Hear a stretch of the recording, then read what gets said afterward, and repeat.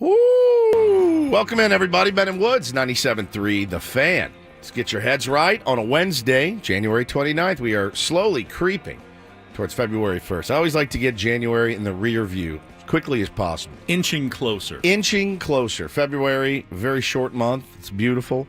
And then you're one step closer to baseball season, which, hey, listen, normally I'm pretty excited about every year.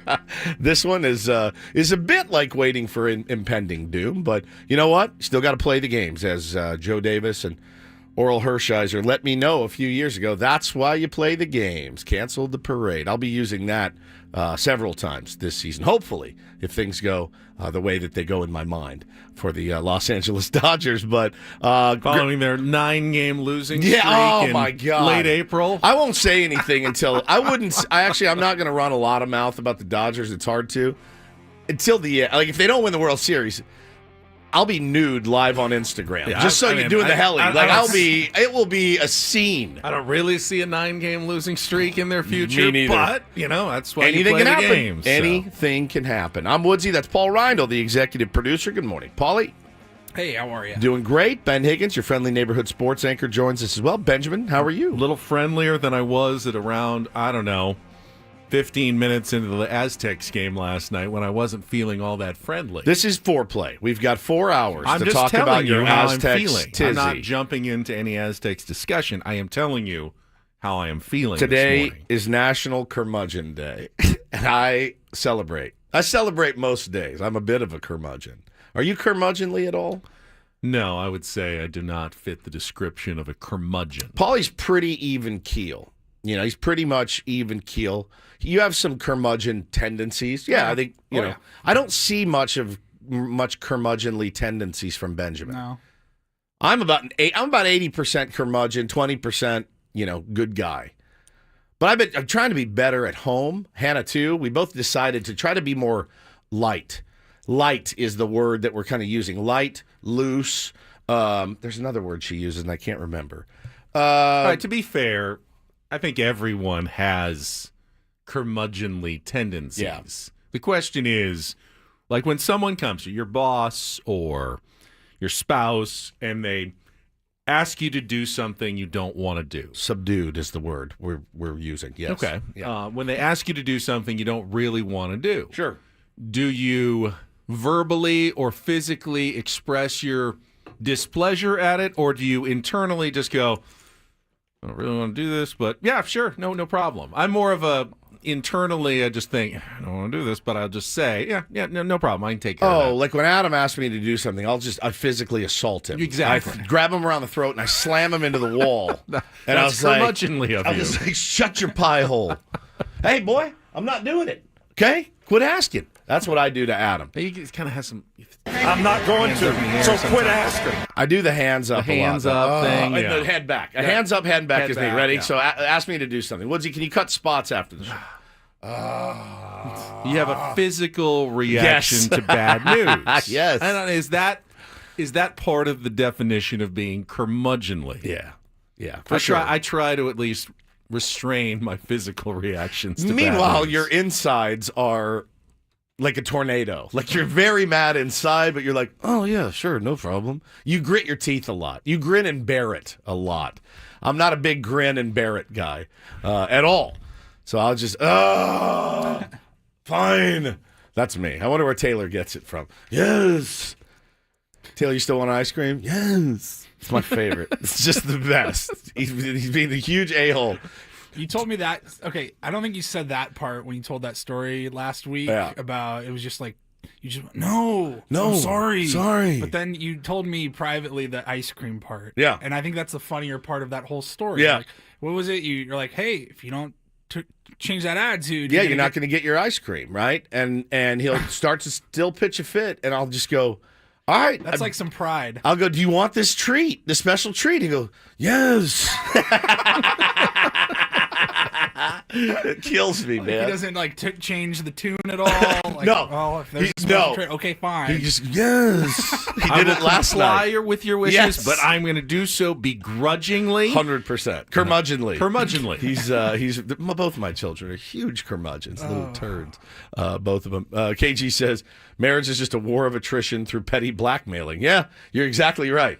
So you're a romantic at heart, Yeah, KG. yeah, right. No, he's right about the blackmail. Like when I got home from spring training, you know, I wanted a king's welcome when I got home. I always do. And you know, I told my wife, "Hey, if I'm good, can we, you know?" And I was good, and I helped and got everything done, and I was rewarded several times, and it was really, really nice to be home. Several times? Several times. Wow. It was like Hotel Hannah was around. Road trip Hannah is, I guess, when I go on a road trip Hannah, I guess, is now a thing. Have you tried ever setting the mood? Yes. Like putting in one of those phones with a blinking red light in your room and I like thought, a mini bar of some sort? So I told you guys, I was at, when I was at fantasy camp, somebody asked, homecoming Hannah, that's perfect. Thank you, Carlos. Couldn't think of it.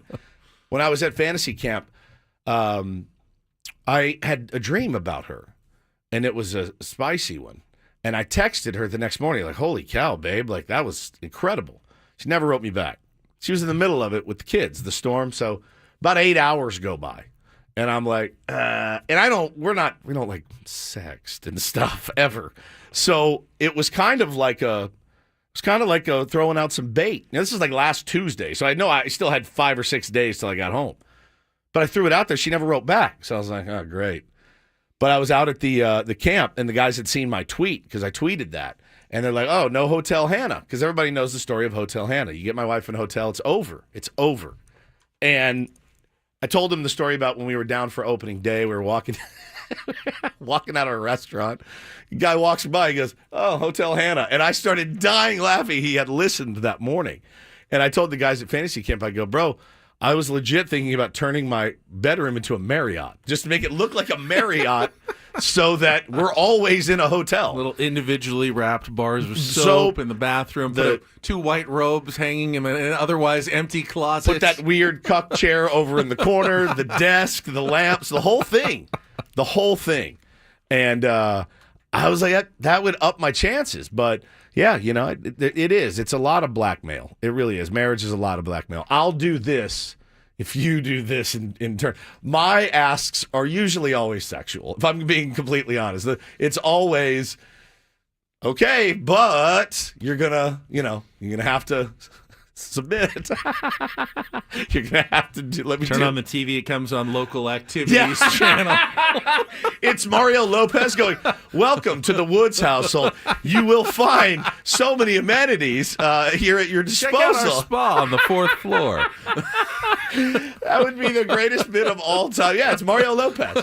If you go down the street, you'll find several neighbors enjoy the beautiful cul-de-sac out front. You can see the ocean from the front bedroom. I mean, it is truly, man, it is. It's crazy. Now, my wife has submitted to me the idea. We used to do a podcast, and it was called My Idiot Soulmate. And it went really well for about 6 episodes. And then what I realized is not everybody is okay with how we talk, like how we talk to each other, how we talk to our kids. We're a different family. And I told she really wants to do it again. And I mean, really, really wants to do it again. And I said, do you have any idea how involved it is to do a podcast?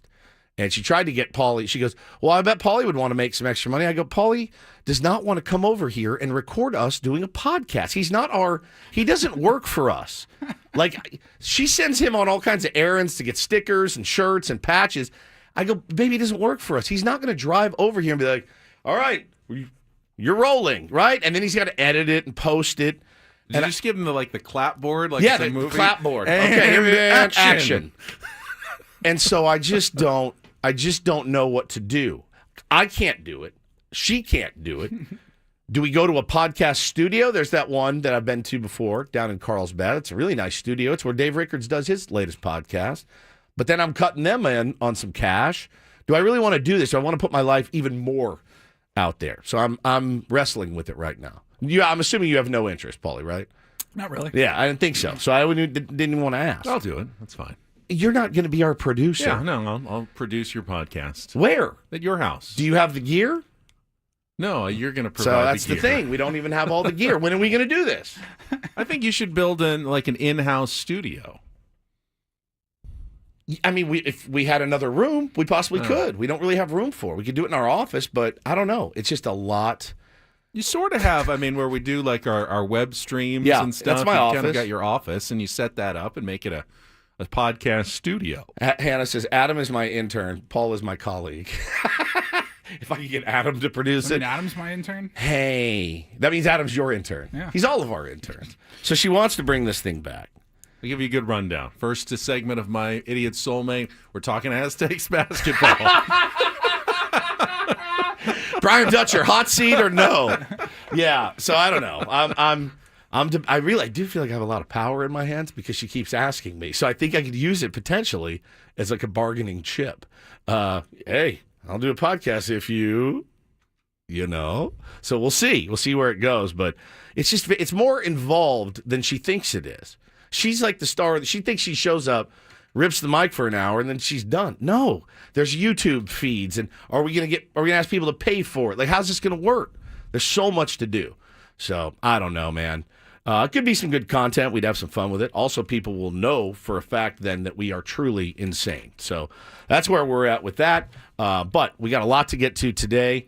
Our beloved Padres are back. They're back, straight up.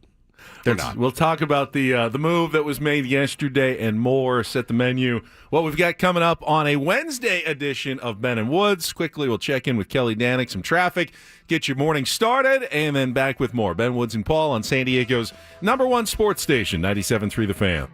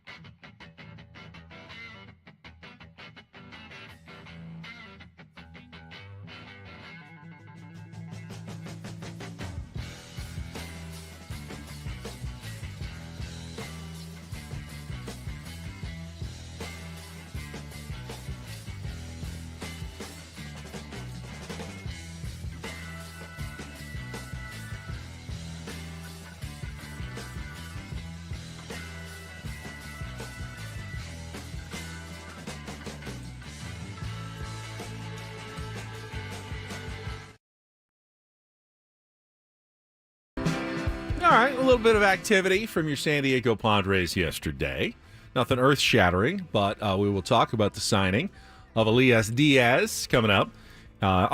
Obviously, it's good news and adds depth at the catching position. Yes. Beyond that, I mean, is it a giant needle mover for the organization? No, but it is funny, though, that they went out and spent money in free agency to bring back a guy that was already here. There's still nothing really new.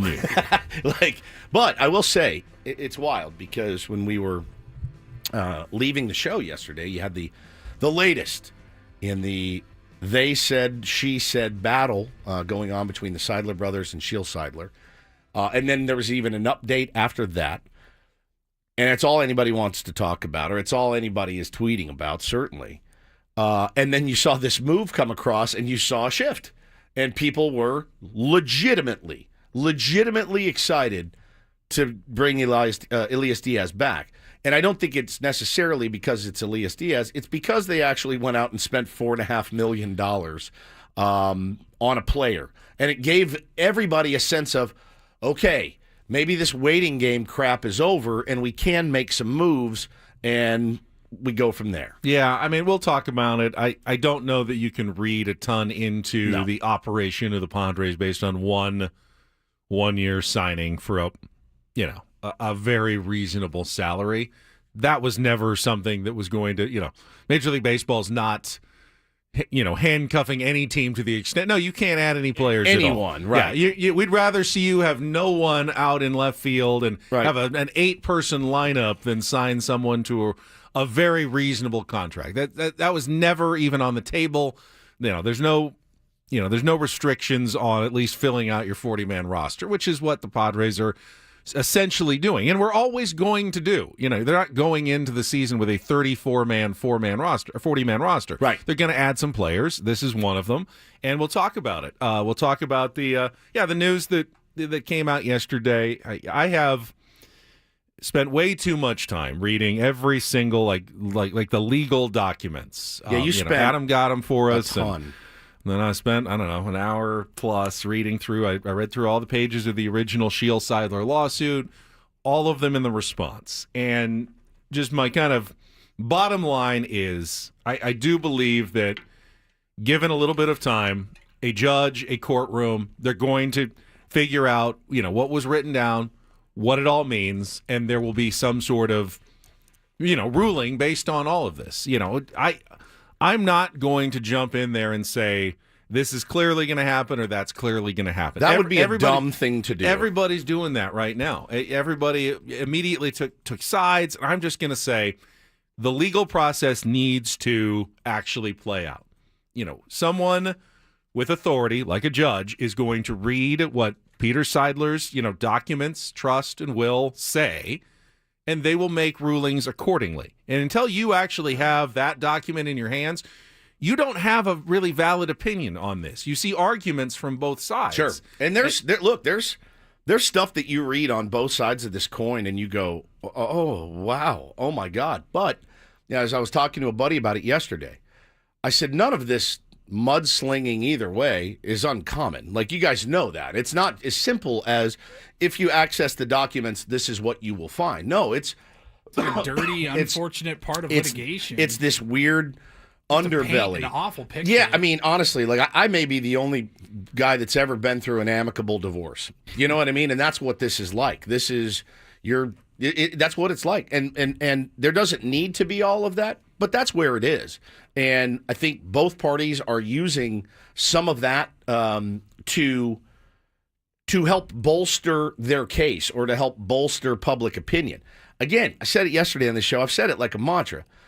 I don't know much, but I know Peter wouldn't be happy about any of this. I know that. That I do know. I would not want this for my wife and kids if I passed away. And I wouldn't want it for my brothers either. My brother either, right? Like, it's what a terrible position. And it's interesting when one party passes away, it's fair game. I mean, all you can go on then, Ben, all you can go on is what is via the document. If when Peter passed away, anybody in the organization is now free to say whatever they want. whatever they want. And so is Shield. Oh, no, he told me. It's mine. And they said, oh, he actually told us it wasn't. Prove it, right? Like, that's what it boils down to. I think that's what's going to happen. Someone with authority, a judge, is going to sit who understands the law, who understands common sense. They will hear the arguments from both sides, and they will make an informed decision as to what should happen here. I can't tell you. I'm not informed enough. You're not informed enough. Padres fans, other members of the media, no one is informed enough on the actual guiding documents of this case to really tell you what's what at this point. So I am going to continue to just say we're just going to have to be patient. Hopefully the Padres can operate and, conduct their business and go forward at least in a somewhat reasonable manner and putting teams on the field and being competitive however long this is going to take. But right now, nothing that I have seen is telling me that this is going to end quickly or this is, going to be a definitive answer right away. Yeah. I've been confused this whole time because at face value, for somebody that knows nothing about the legal world, doesn't this seem like it should be a kind of a slam dunk for either side? Like, there should be a line of succession that Peter left. He's not here anymore. He can't change his mind. Correct. Like, find those documents, and that's it. Yeah, right? I mean, look, and KG makes the point. Families literally come to blows over a couple of $100 sometimes. Yeah. Are people really surprised it can get super ugly when millions involved? That's my point. Absolutely not. I'm not surprised by any of this. I hate all of this. I wish none of this happened. I wish that there was a way to make every single party happy and fulfilled in this. I just don't know what it is. And I think no one really wants to hear this part of it, but it doesn't mean that there's bad people on either side either. I think there's always an instinct that, well, someone, at least one of the sides, if not both sides, they're just bad, greedy people, and they're doing the wrong thing. It's quite possible that both sides believe that they are operating and doing the right thing.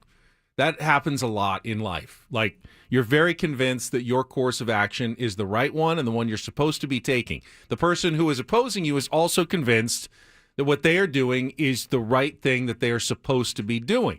And that's why things end up in court sometimes. Well, do we have any clarity on when a control person will be named? Because the original report was that said it was soon. Owners were going to probably vote before spring training. Okay, that's creeping up on all of us. On the appointment of John Seidler as the new control person. But does the lawsuit have any impact on that? Will they, change their mind and go, well, let's continue with Eric Encenda as the interim for now until this is settled? I don't know how it works. My guess is they will continue with business as usual, and if they want to approve John Seidler, they will approve John Seidler. He has been nominated officially as the control person. So the next step is probably a vote on that. And at that point, I would imagine you'd have to hear something. We haven't heard really anything publicly other than this, lawsuit response from the brothers. No, I mean, you take over as control person of a team.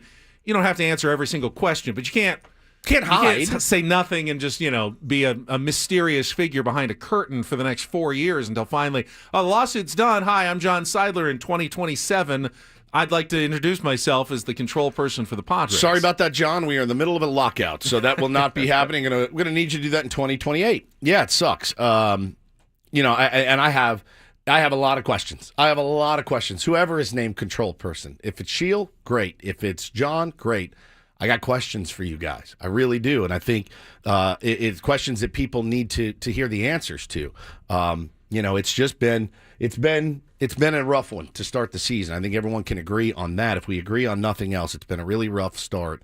But again, signing a 34-year-old catcher yesterday did some wonders for the mental health of our fan base, at least on the Twitter world yesterday. All right, we'll talk about that. Then we'll get into the crazy Aztecs comeback last night. If you didn't stay up for the end of it, Woods. I did not. You missed. You're welcome, everybody. You missed a nutty game at Viejas Arena. We'll have our regular features as well as we get going. But I want to talk about the Padres. So let's get to a break here, and we will then talk about Elias Diaz and his return coming up next. California sports fans, good news. Underdog available to play in your state. The best app for your big game party is actually on your phone. It's called Underdog. Underdog, the best place to cash in on all your takes during the big game. Which players are going to go off, which ones are ice cold.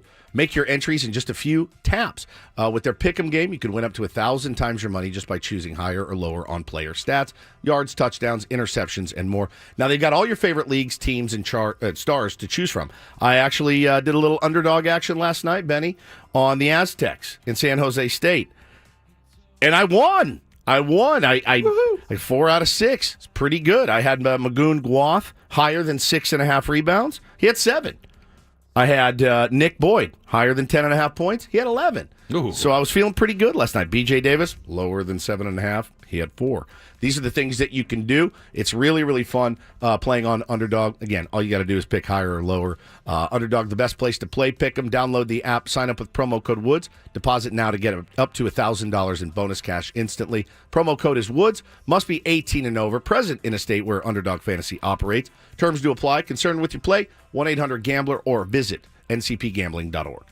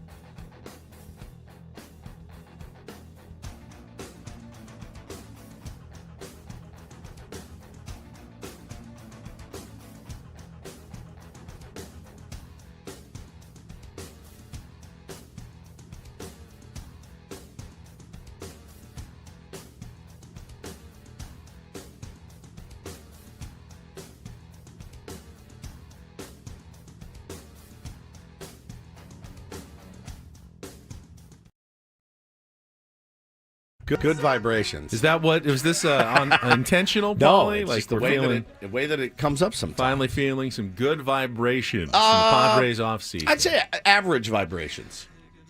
I'm picking up average fine. vibrations. I think yesterday's reported signing, it's not a done deal. There's still a physical that needs to be done. Probably fall through. Who are we kidding? But widely reported that the Padres have agreed on a 1-year, $3.5 million deal with a mutual option for 2026 with catcher Elias Diaz.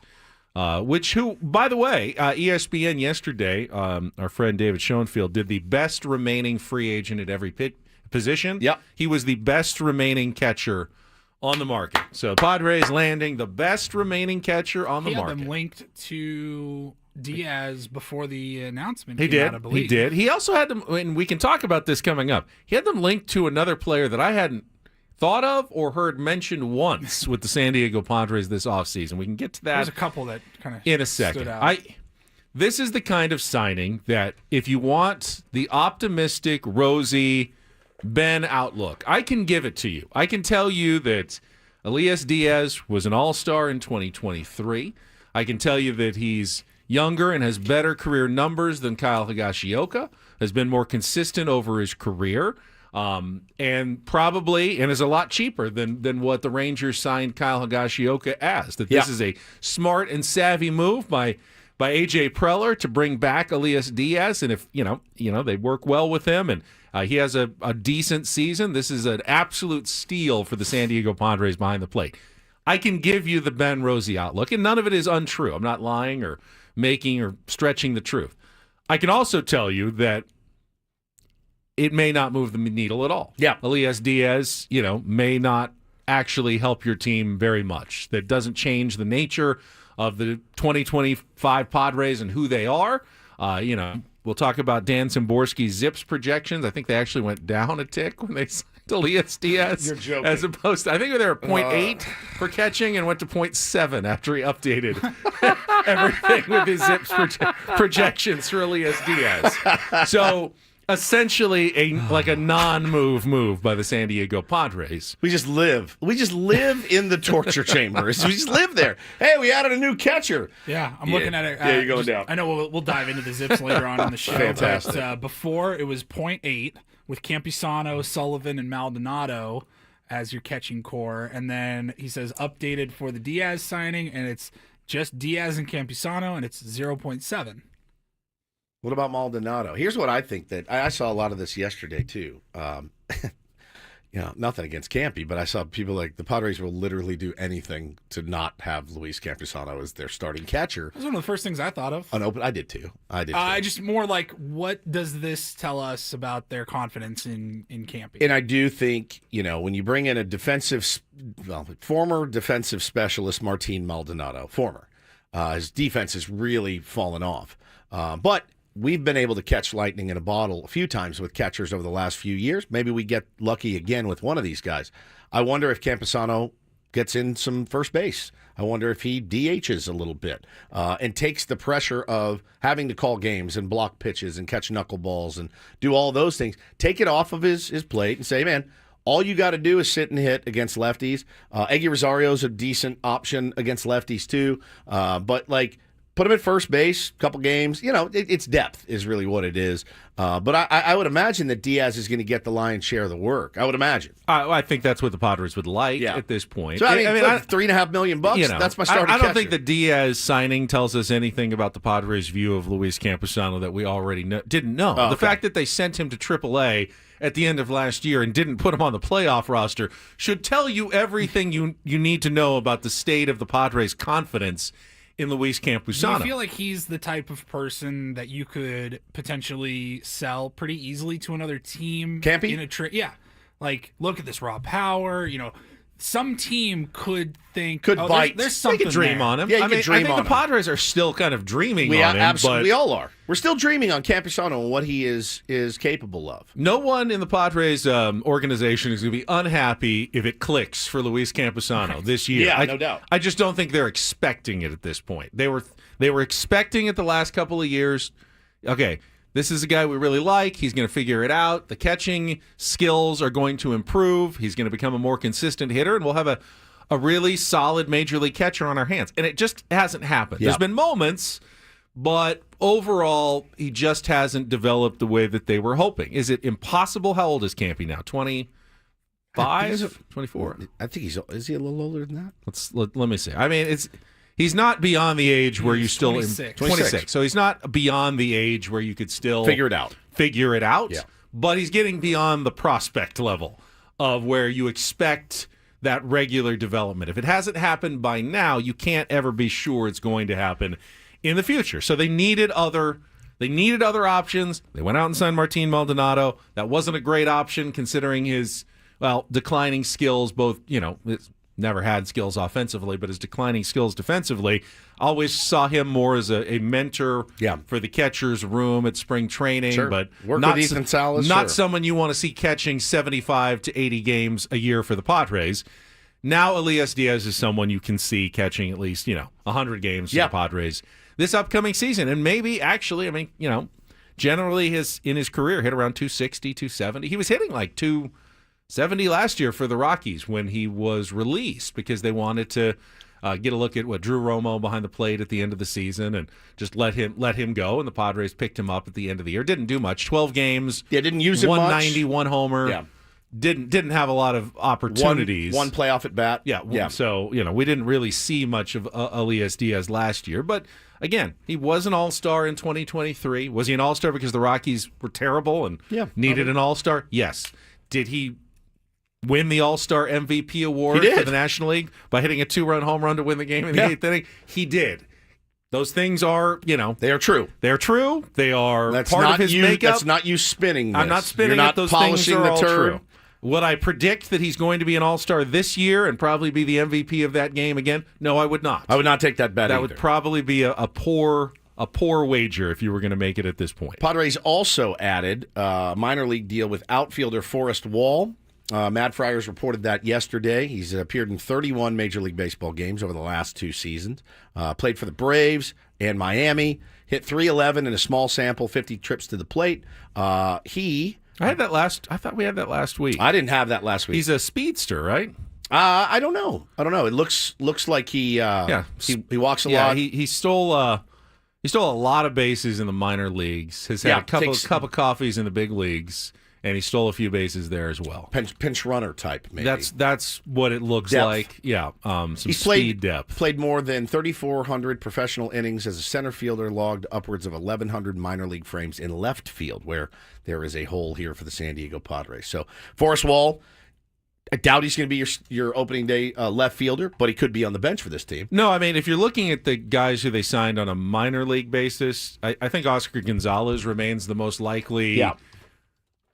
Minor leaguer who all of a sudden is your starting left fielder on opening day. He's done it before, at least on the big league level, and if he has a good spring, my guess is the Padres would be open to the idea of Oscar Gonzalez, being added to the 40-man roster and potentially getting some playing time, at least early in the season in the outfield. Unless they come up with a better option or sign someone else here between now and the start of spring training. I would think that, we talk a lot about Tirso Ornelas, being an option out there. Brandon Lockridge, I know they like him, but I don't think they're projecting huge things. I think Oscar Gonzalez is someone that they probably will give a real serious look to at spring training for an outfield job right now, considering the state of the outfield. Yeah, for sure. All right, so... Wait, who did Schoenfield have? For the what? Oh, the other player. Yeah. So this was interesting. He had the best second baseman still available as Jose Iglesias. Not Ha-Sung Kim.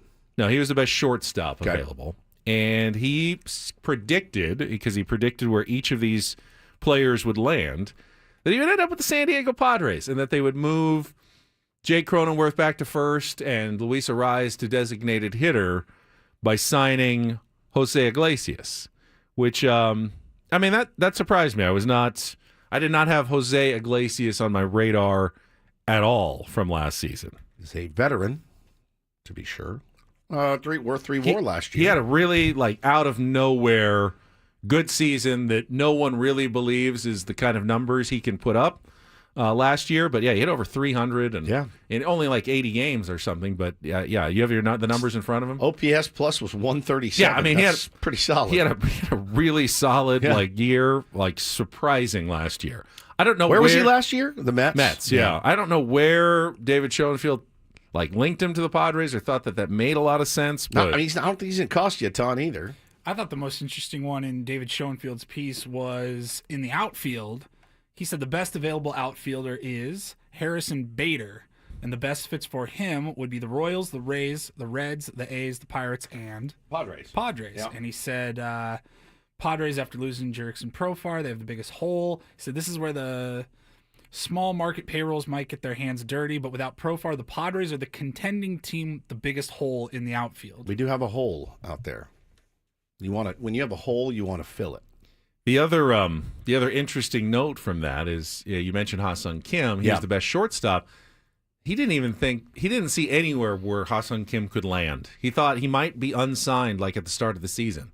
There's no team that is really busting down the door to sign Ha-Seong Kim, which I feel bad for Ha-Seong Kim. He gets to free agency, had a solid 4 years, gets hurt. He's hurt right at the end of his contract, and now no one really wants to take a chance on him, at least at the moment, because he'll get a job. My guess is, someone will lose a shortstop to injury, and all of a sudden Ha-Seong Kim will look like a really good plan. But right now, there's no teams that make a ton of sense for Ha-Seong Kim, at least teams that have the financial wherewithal to sign him to a deal and would make sense to play him at shortstop. There's a couple that might be able to put him at second base, but defensively, obviously, his best value is playing him at shortstop. Yeah, but I mean, if he's not healthy, I don't think I'd rush to sign newly minted Boris client Ha-Seong Kim to play short for me for half a season. I think that's one. If I was a GM, and even if I had a need at short, I'd go, I got to wait and see. If this guy's health gets back. Dodgers made another move official yesterday. We can get to that after a quick check of traffic here on 97.3 The Fan. From the 855 Get Ross Traffic Center, protecting San Diego after accidents or injury, here's Kelly Danick. Traffic is sponsored by Valvoline Instant Drive Thru Oil Change, your trusted instant drive thru oil change. Stalled car northbound 805 before Governor. It's in the center divide. Now getting reports of a collision southbound 15 before Villa Rancho Parkway. No details as to where that's blocking any lanes. Stop by any of the 30 San Diego Valvoline Instant Oil Change centers. You don't have to get out of your car. Usually only takes 15 minutes or less. Plus, get a free courtesy check of your tires and battery. Visit SoCalOilChange.com for directions and discounts. SoCalOilChange.com. I'm Kelly Danick with Ben and Wood, San Diego's #1 sports station, 97.3 The Fan. Old friend Kirby Yates officially signs with the Dodgers yesterday. $13 million for one season with another $1 million available, I think, with 55 appearances for the Dodgers. It's quite notable that after all the spending that the Dodgers have done the last two off seasons, that they can still drop $13 million with ease. No one even bats an eye. No, in a position they didn't really even. Yeah, they're pretty set down there in the bullpen.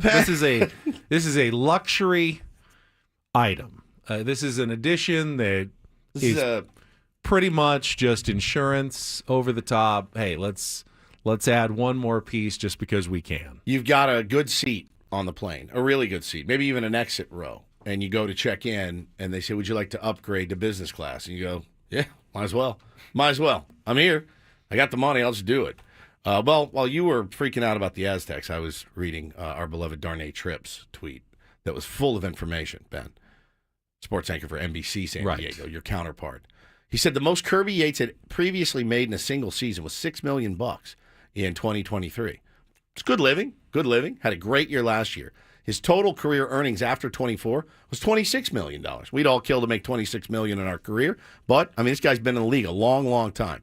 He could get more than half that this year from the Dodgers. Great move for him and his family, who I love. Increased your career earnings by 50% in 1 year. Incredible. Think about all the money you've made in your life, and then say, okay, next year I'm going to make exactly half of that in 1 year. Right. That's a great. It's a great deal for Kirby Yates. And so we know Kirby and we know his wife Ashley, and they're just the greatest people. They were so kind to our show when we very first were starting out. Kirby was one of our first dugout interviews that we ever did. Couldn't have been cooler. So I DM'd her. I told her, congratulations on the gig. I said, it's going to be weird. And she goes, oh, my God, it's going to be so weird on the other side. I go, look, traditionally, I boo the crap out of Dodgers players. I said, I can't boo Kirby. I said, I can't. So I may just look away, but I said, I shan't be booing him this year. She said, well, we appreciate it very much. Thank you guys for always being so kind to us. I don't want him to do well against us. What is he, like a sixth inning guy for them? Yeah, right. Like, what does he pitch, the fourth?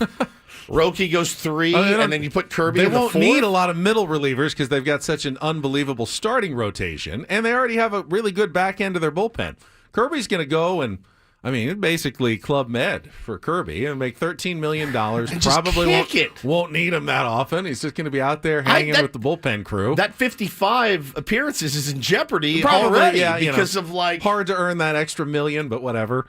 Throw it in there. Hey, we've been talking about the Dodgers all off season, but people beyond the Padres fan base are clearly noticing. This was a tweet from national radio host Jason Smith. It says, Dodgers get Kirby Yates. When Steve Cohen spent like this, by the way, he's a Mets fan, MLB put in a tax to stop him because, the Mets can't do this. Yet the Dodgers have been out-Cohening Cohen, and there's been nothing from MLB about curbing it.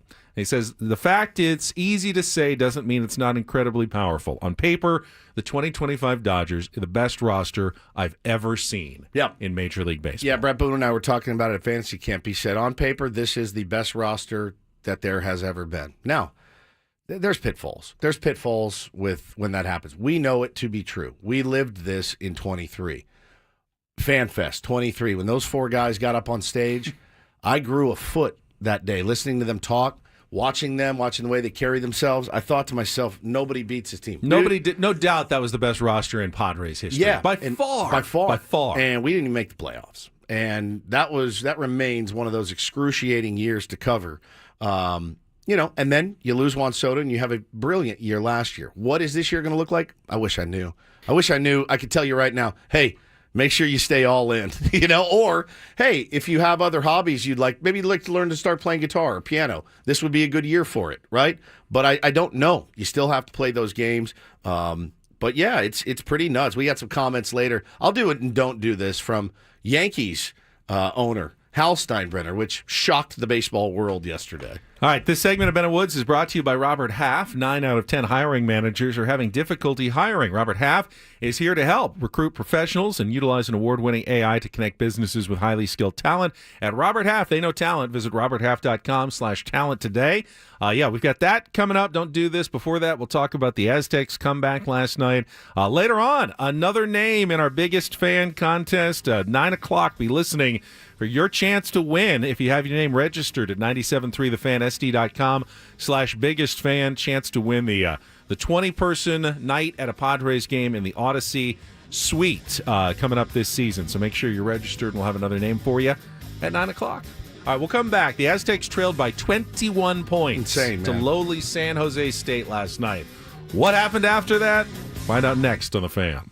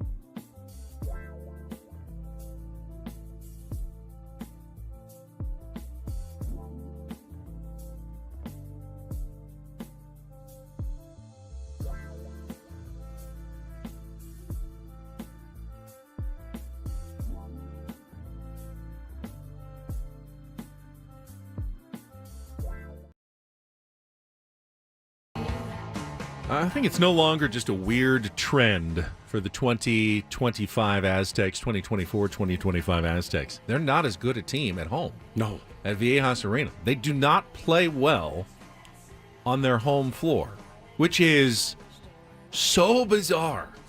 I mean, college basketball inherently comes with giant home court advantages. Yep. I mean, the whole metric system is weighted toward, home court. Only a top 30 game is considered a quad one at home because you just have such huge advantages in college basketball playing at home in front of your own crowd, your own facilities, without the travel. And playing on the road is like impossible usually in college basketball. And this year's Aztecs team just flipped that. They're 7-2 on road and neutral games. They've lost 3 home games already. They've lost 6 the past 5 years combined, and they nearly made it number 4. In fact, it certainly looked like they were careening toward their 4th home loss, and one that probably would have knocked them well off even the bubble for the NCAA tournament. A quad 4 hideous home loss to San Jose State last night. Oh, that would have been. It would have. The season then comes down to 4 days in Vegas in the Mountain West. Very likely. You mean Larry Bird and the San Jose State last night? My God! Game starts, and I'm never stunned when the other team comes out, hits a couple of shots because we are used to that. Seems to happen every single game, and it happened last night. The kid's name for the San Jose State Spartans was Josh Aduje. Unreal. In the first 7 minutes, Aduje scored 16 points on his own. Out of 16 of their 19 against one of the best defenses in college basketball. A defense that rarely gives up 16 to anyone for a whole game. Gave up 16 to one kid in 7 minutes. And the rest of his teammates were almost as hot. They could not miss. San Jose State made 9 3-pointers in the first half. San Diego State averages giving up 7 a game for the whole season. And usually they like to keep it to 5 or less is, I think, their goal. 9 in the first half as the Spartans built as many as a 21-point lead. 13 minutes into the game. Aztecs were down 21 points on their home floor. Viejas Arena sounded like a morgue through my television. Everyone was stunned by this. The Aztecs were 14.5-point favorites. What was going on? Well, it wasn't just San Jose State's hot shooting. The Aztecs looked completely out of sorts offensively. Was the ball covered with oil or something? Because every time they touched it, it was like, and it was like a Keystone Cups every time. There was one. I had to go back in the game log. There was one sequence in the first half where on 7 straight trips down the floor, the Aztecs turned the ball over. Yeah, dude. They had 11 in the first half, Yeah, right? They were on pace at one point for 36 turnovers. Oh, my God. This is a team that's had as few as 3 or 4 in a game sometimes. They were on pace for 36 turnovers in the first half. And it seemed pretty clear to me what was happening. San Jose State came out both energetic, on fire, making their shots. They were making quick moves. They were passing, distributing the ball well. San Jose State played a good first half. It also then got in the Aztecs' head. They started putting pressure on themselves on offense, knowing, we better be perfect or we're going to fall way behind. Well, you could see them just hesitating. They'd shoot an early 3, and that didn't work. And then they'd have an open 3, and they'd pass it up and drive. Dude, I texted you. And turn it over. It's whatever bad decision they could make on offense, they made it. You told the story last week of Brian Dutcher being over this with them. He's over. You guys launching 3-pointers with 20 on the shot clock from 10 feet beyond the arc. He's over it. And in fact, he was so over it, he brought out little dummies and stuck them all over the floor saying, hey, this is where you guys are shooting from. Look at it from my perspective. Look at it from this perspective. You've got to get better shots. You need to get closer shots. Work the ball inside, whatever you want to do, but you cannot be chucking these threes from these spots. And, the kids look at it and go, oh, wow, that's bad. And then they did the same thing. Just launching threes, plenty of time left in the shot clock, deep outside of 3-point range. And it just went, oh, God, they're panicking. You watch them panic. So they pulled within 12 at the half, went on a 11-0 run, Okay, maybe you can get back into this game. You're at home. Couple shots, couple stops. They were down what at half? 12. 12. Yeah, that's when I was like, that's when I called. I was like happy. Like, okay, 12. At least it's not 20. It's 12. You can make up 12 and a half. They quickly got it down to 7 to start the second half. And I go, all right, I guess they're going to come back and win this game. And then San Jose State caught fire again. And they continued to make threes. They ended up making 15 threes in the game. They increased the lead back to 16 points. And at that point, I just went, all right, it's not happening. He was very dejected. It's not their night. It's San Jose State's night. It's not San Diego State's right night. There with them. I mean, they made their run. They were like, okay, you got it. And then you just were like, that was your kind of your last chance. You let San Jose State get up another 6-7 points on you, and it was over. I texted the guys last night, and I said, well, this game has been terrible. I'm going to bed. And I said, I hope they come back. Ben says, not going to happen. He was very dejected. Paulie said they had a chance. This has L written all over it. Season now comes down to a weekend in Vegas for the Mountain West Conference. And then I woke up this morning at like 1, looked at my phone, and Paulie says, I can't believe this. Ben says, now go ahead and cover. Woods could be shocked when he wakes up. Aztecs just took a 63-62 lead at this moment, Woodsy. Ben says, I'm awake and I'm shocked. Paul says, one of the craziest games I've ever seen. Holy S. I mean, I missed all of it. When you went to sleep, literally like 30 seconds later, they were in the lead. It was incredible. They just and you'd say I think they used an 18-0 run. Oh my God. And you can say don't shoot those long threes. Well, they shot them and they made them. Yeah, I mean, I guess if you shoot them, don't miss them. Miles Bird, who was missing in the first half, couldn't find him. He had nothing going in the first half. Became Miles Bird again in the second half. 13 points, all in the second half. Nick Boyd had some big moments, 11 points, but 9 rebounds and 5 assists. But the Aztecs do not win that game. They don't even come close to being in that game. Wasn't for Magungwa. The GOAT. Saved him in the first half, had 14 points in the first half, finished with 24 and 6 rebounds, made some threes, himself in the first half, even like a step back one. He looked like... Feeling it. He looked like a next-level player last night for San Diego State as a freshman. A 7-footer who was all over the court, slam dunks, three-pointers, rebounds, block shots, doing everything for San Diego State and keeping him in that game. I'm reading last night. Some of the game notes here. 21-point comeback was the largest overcome to win by the Aztecs in a home game since 96-97 season. They trailed by 16 points in the second half with 12 and a half minutes remaining. 57-41, and then the Aztecs won on a 30-11 run to finish out the game. Crazy, man. Crazy. All right, so look at it objectively. Good win, something to be. It's a win. It's a win. You don't complain about wins, right? You never complain about dubs. We don't do that on this show. But where do college basketball teams can? They do. But where do you stand? Well, where do you stand metrically, it was a bad win. Yeah. Even though anyone it would have been a horrible loss. Anyone that's but it's an a bad Aztecs win. fan will take it because the alternative was a horrible loss. Yeah. Still a bad win. They dropped from 42nd to 44th in the net. They dropped from 37th to 43rd in the Ken Palm rankings, back toward the bubble. They actually probably hurt themselves a little bit with the win, but way better than the alternative, which, as Paulie said, was a loss that probably makes the rest virtually of the season, eliminates you from at-large contention. The rest of the season irrelevant. If you go and win at New Mexico or at Utah State and you beat New Mexico and you win every other game the rest of the way and lose in the conference tournament, maybe.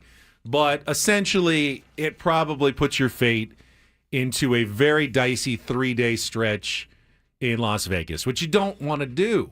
At the end of the season. You just don't want it to come down to having to win 3 games in 3 days. Because no matter how good you are, how well you're playing, how motivated you are, 3 games in 3 days is really, it's in Vegas for a reason. It's a crapshoot. The red unis last night. I saw a lot of people online complaining about the Reds. Paulie said he got a text from Buddy, said, oh no, we're in the Reds. That means this is an L.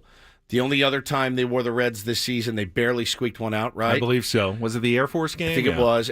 But you have a stat that surprised me. Yeah, there's definitely a history of some bad losses in the Steve Fisher era wearing the red uniform. So there's kind of a doomer feeling about them. I think they're 5-0 now wearing them under Dutch. Okay. They haven't worn them much. Yeah, it's shocking. It doesn't feel this way, but they are 5-0.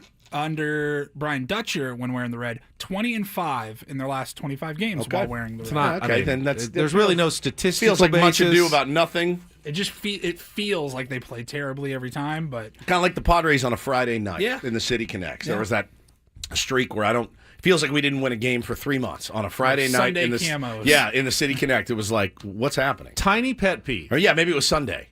And this is probably picking, nits here, but I don't like it when the coaches wear the same color as the players. Why?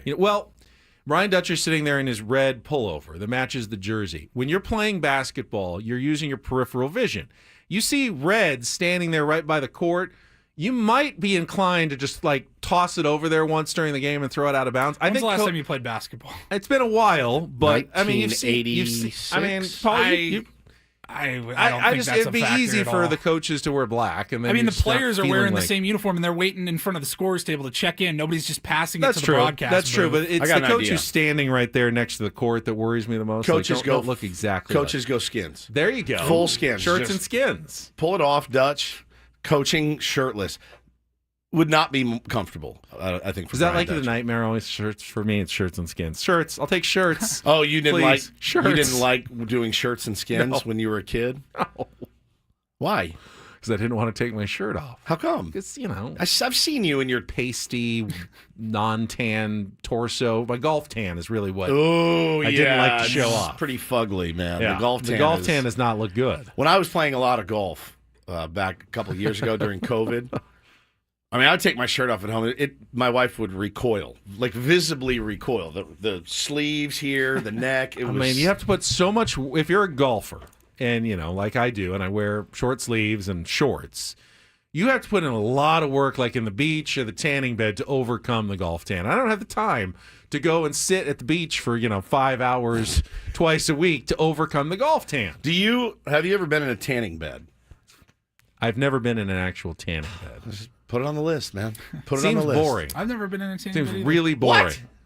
Never? Well, I live in San Diego. It feels Well, like why are you so white? because I don't take my shirt off at the golf course. I grew up in the Pacific Northwest where it was just painfully obvious anytime somebody went into a tanning. Yeah, you're not supposed to be tan. Bro, we haven't seen the sun in 8 months. Who are you fooling? Why are you so bronze? I've never been against it. I've just never thought. I've fallen asleep in many Paulie's a very tanning fair-skinned, bed. though. He is fair skinned. I'm used to having a tan. Yeah. It just doesn't carry all They the give way. you this little Playboy bunny, Ben, a little sticker, right? And you put it on your inner thigh and To you show, tan how to show how different. different it is. And so you would see. Do you have to wear those dark yeah, glasses? they're just and, little ones. They just like go little swimmer's yeah. goggles. And But I would take them off and just keep my eyes closed, and then every now and then, to be a rebel, open my eyes real quick and then shut them. you like to court the eye damage yeah, that yeah, comes yeah. with the tanning bed? Let's see if this is legit. Great. Yeah, I've never done a spray tan. No. No. I don't think I would either. Get the real orangey vibe, I think. Yeah. I'm not going to do that. We got Don't Do This coming up next. Yeah, I want to talk about the Yankees owner. I mean, what a statement he made in public yesterday and was summarily dragged by one Jeff Passan. First, I want to tell you about the secret of losing up to a pound of fat every day. It's called SDFatLoss.com. It's a doctor-developed, easy-to-follow weight loss program. You can lose weight fast, naturally, safely, no drugs or injections, no prepackaged meals, bars, shakes, no exercise required. I lost 40 pounds in 60 days when I went through the program. You can do it as well. Lose 10 to 20% of your body weight in just 2 months. It works fast and it's sustainable. I've kept all that weight off. I've never done that before with any other program. This is the one that helped me keep it off because it just changed my patterns and behaviors. I prep my food. It's really easy. Stuff I get to the grocery store, stuff I eat and like, steak, chicken, vegetables, some fish sometimes. It's an easy-to-follow program. And right now, with their New Year's special, you can get $200 off if you sign up before January 31st. Just set up your free consultation by going to SDFatLoss.com. Let them take all the guesswork out. It's good if you're a busy, you don't have time for, you don't have to go anywhere. You don't have to go to an office or everything. You can do it all remotely. So many advantages. And then the benefits for your health, losing weight, looking better, feeling better, sleeping better, less pain. It's all there for you. Give it a try. Go to sdfatloss.com, set up your free consultation. Follow what I did, Scraby, Ello, so many tier 1s at sdfatloss.com.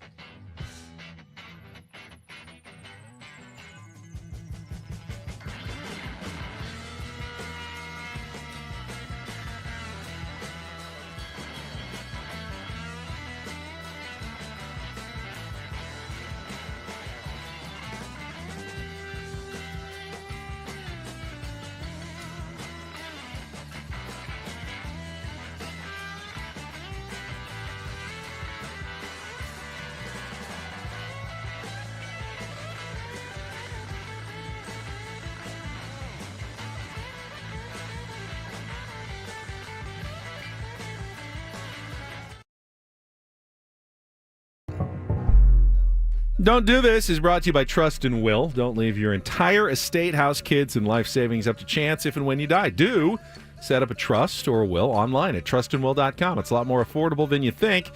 Visit trustandwill.com for more info. I'm not going to lie. This story I saw yesterday is dark. I mean, it's don't do this, but it's sad and it's shocking. This comes from Colorado, where a 57-year-old man, dad, was watching his son compete at a track meet. He was sitting in the stands, just, cheering on his son, when a terrible accident occurred. They were having the hammer throw, which is, the hammer is the ball, like the ball and chain, and they swing it around and throw it as far as they can. Yes. One of the competitors, according to the reports, threw that weighted ball. It's usually 12 pounds. Oh, my God. Don't do this, man. It cleared all the certified barriers, according to the organizers, and struck Wade Langston in the bleachers. Oh, my. First responders from the Colorado Springs Fire Department arrived to provide aid, but he was pronounced dead at the scene. I mean, how does that even happen? I don't know. Did he, really get into one? It cleared the barriers. I mean, it feels like, all right, like if you're an Olympic champion, there shouldn't be any possibility of getting one of those into the stands. Hammers all the way into the stands. That's so sad. I mean, it's just shocking. Yeah, it was high school. All right, I got to ask. Please tell me it wasn't his. It wasn't his. It wasn't his son, I don't believe, that threw the hammer. Oh, God. I don't think so, at least. I think he was watching his son competing in another event. But that's just awful. I mean, awful. I'm sad now. Yeah, I know. I'm sorry. This is a little bit more lighthearted, I guess, unless you're Everything a Yankee would be fan. compared Yeah, I to mean, that. unless you're a Yankee fan. If you're a Yankee fan right now, you heard Hal Steinbrenner talk about the Los Angeles Dodgers yesterday, and it is odd to hear. He said, it's difficult for most of us owners to be able to do the kinds of things they're doing. We'll see if it pays off. They still have to have a season relatively injury-free for it to work out for them. They actually don't. They're pretty deep. Yeah, I don't think they have to be that injury free. Actually, I think they can lose 4 or 5 guys in the starting rotation on day one and still win 110 games. But Jeff Passan, I thought the response to it was pretty great, actually. He said, if the penalties are so tough, then why are the Dodgers and Mets doing it? At the end of the day, these are the New York freaking Yankees. If a luxury tax threshold is holding them back, it says more about where they are as a franchise than it does about the luxury tax itself. When have the Yankees ever played third fiddle in baseball? It's exactly where they are right now when it comes to spending. It's a weird look, and Yankee fans yesterday on Twitter, oh my God. I mean, it ain't great right now here in San Diego with ownership. We know that. But they were coming for his head yesterday, and I tend to agree. I mean, I believe somebody tweeted yesterday, Ben, they made $600 million in revenue last year. That's a lot of revenue. That's a substantial amount of revenue for the New York Yankees. That is a lot of revenue. The big Yes Network. I would say too. As brand wise, that's the biggest brand in the world. Maybe besides the Dallas Cowboys. They're usually top two in attendance. I think every single year. And Yankees tickets aren't cheap, and they get all the luxury suites that tens of thousands, if not hundreds of thousands of dollars a year. They're making a lot of money. I would rather my owner lie to me. I would rather my owner, if it was Hal Steinbrenner, say, guys, we're in there. We've signed some guys, we're making some plays. Just nothing. We haven't had any bites yet, so to speak. But we absolutely want to spend money. You don't have to tell everybody you don't want to spend money. He also said, I believe yesterday, he thinks the Yankees roster is better now than it was last year with Juan Soto. That seems impossible. How could you lose Juan Soto and then be better the next year? Right. It's impossible, right? Never seen that before. Never seen that. There's no way a team could lose Juan Soto and then be better the next season without him. Right. Or it could happen 2 years in a row. Correct. Could never happen. We'll see if that's the case. They did get to a World Series, though, so the bar is obviously pretty high. He was not traded. No, he was not, but they did not re-sign him, even though they tried. All right, finally, a little doo-doo this, although... DD mega doo-doo. I mean, you can call this a don't do this or a do this, but I saw this headline, and I was actually genuinely, intrigued by the answer. Conflicted Jason Kelsey reveals who he'll root for in the Eagles-Chiefs Super Bowl. And I thought to myself, all right, well, I mean, your brother's playing in the game. You're not in the game. You're cheering for your brother, right? That would be the do this. Or is it more of a do this to have loyalty to your franchise, your team? You were an Eagle. You're going to, probably be in the Eagles Hall of Fame at some point. Yeah. Do you cheer for your team over the blood loyalty of your brother? That is a conundrum. Hear the, That's a exchange? conundrum. Yeah, let's hear it. it. Right. If the Chiefs play the Eagles in the Super Bowl next year, will Jason root for Travis? So this That's is not old. the question. It says, who will Jason root for? I will root for the Eagles, of course, because I will always be an Eagle, Such bull.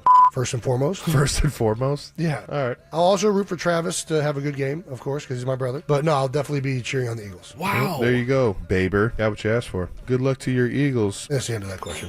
Can Wow. you do that, though? Can you root for another player to have a good game but sure. lose? Oh, yeah, I do that all the time. You do? Yeah, 100%.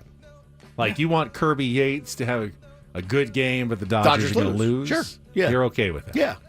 But Yeah. if he has a good game, they're more likely to win. Not necessarily. Travis Kelce. As we've mentioned, he's probably going to be their fifth inning All right. guy. So somebody else can give it. Ryan Fine. Brazier can Fine. give it up Jason later. Kelsey puts you to the test. It's a 4-point game. Chiefs are down. Last play, like 5 seconds left in the red zone. Patrick Mahomes goes back to pass, finds Travis Kelce wide open in the end zone. The ball is heading toward your brother. Catches it. He's the hero, Yeah, but the hero. Chiefs win. Drops it. He's the GOAT. He's Right. the new Mark Andrews, whatever. But your team wins. What are you really feeling? Do you want your brother to have that pain and agony No, I of being don't. the Super Bowl GOAT, or do you just want him to catch it and fine, the Chiefs win the game? Yeah. I don't you're care just- that much. I think you're just like, holy crap, whatever happens, you're like, that was a crazy finish type of thing. You never want your brother And- to go through that. And then can I point out just one thing? Everyone's talking about Chiefs fatigue. And someone needs to beat the Chiefs. I don't care. I don't love the Eagles, but everyone seems to be rooting against the Chiefs. Isn't there more Jason Kelsey fatigue than anything? I see him more than Travis Kelsey. I see him more than Patrick Mahomes. He's on like every commercial. It's Jason Kelsey this and Jason Kelsey that all the time on my television.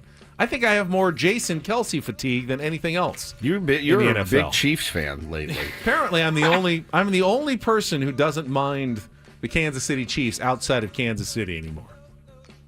Yeah, I mean, you like dynasties, Dodgers. I don't like Chiefs. dynasties. Apparently, you do. Lakers. Lakers. It's Oh, not God. this is not angering me. Chiefs, But the Dodgers, Chiefs are Lakers. Who else? Ohio State. You rooting for them next year? I did see him in a Georgia football t-shirt. Ben's like, yeah, it wouldn't be the worst thing if Ohio State repeated next year. Come on, man. No, I think you got to root for your brother always. Family first, yeah? All right, so you're on a don't do this. Yeah, I think it's a don't do this. All right, that's don't and do this for a Wednesday.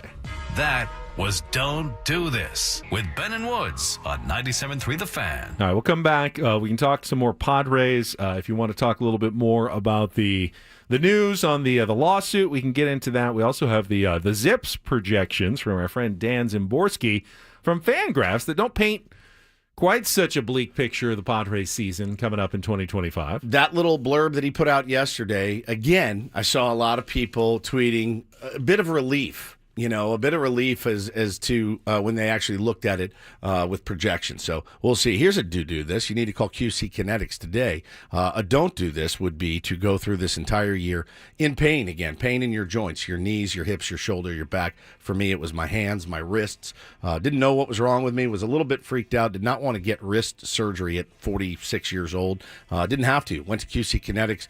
Groundbreaking treatments for arthritis pain, long-term relief. Now possible, their regenerative treatments are sweeping the nation, and tens of thousands of QC Kinetics patients like me would tell you, don't wait. Make the call today. Talk to the local medical professionals. They have locations in Torrey Hills and Hillcrest for a free consultation. And listen, it can revitalize your joints, PRP treatments. You don't have to go under the knife. No drugs, no surgery, no downtime. You really won't miss a beat.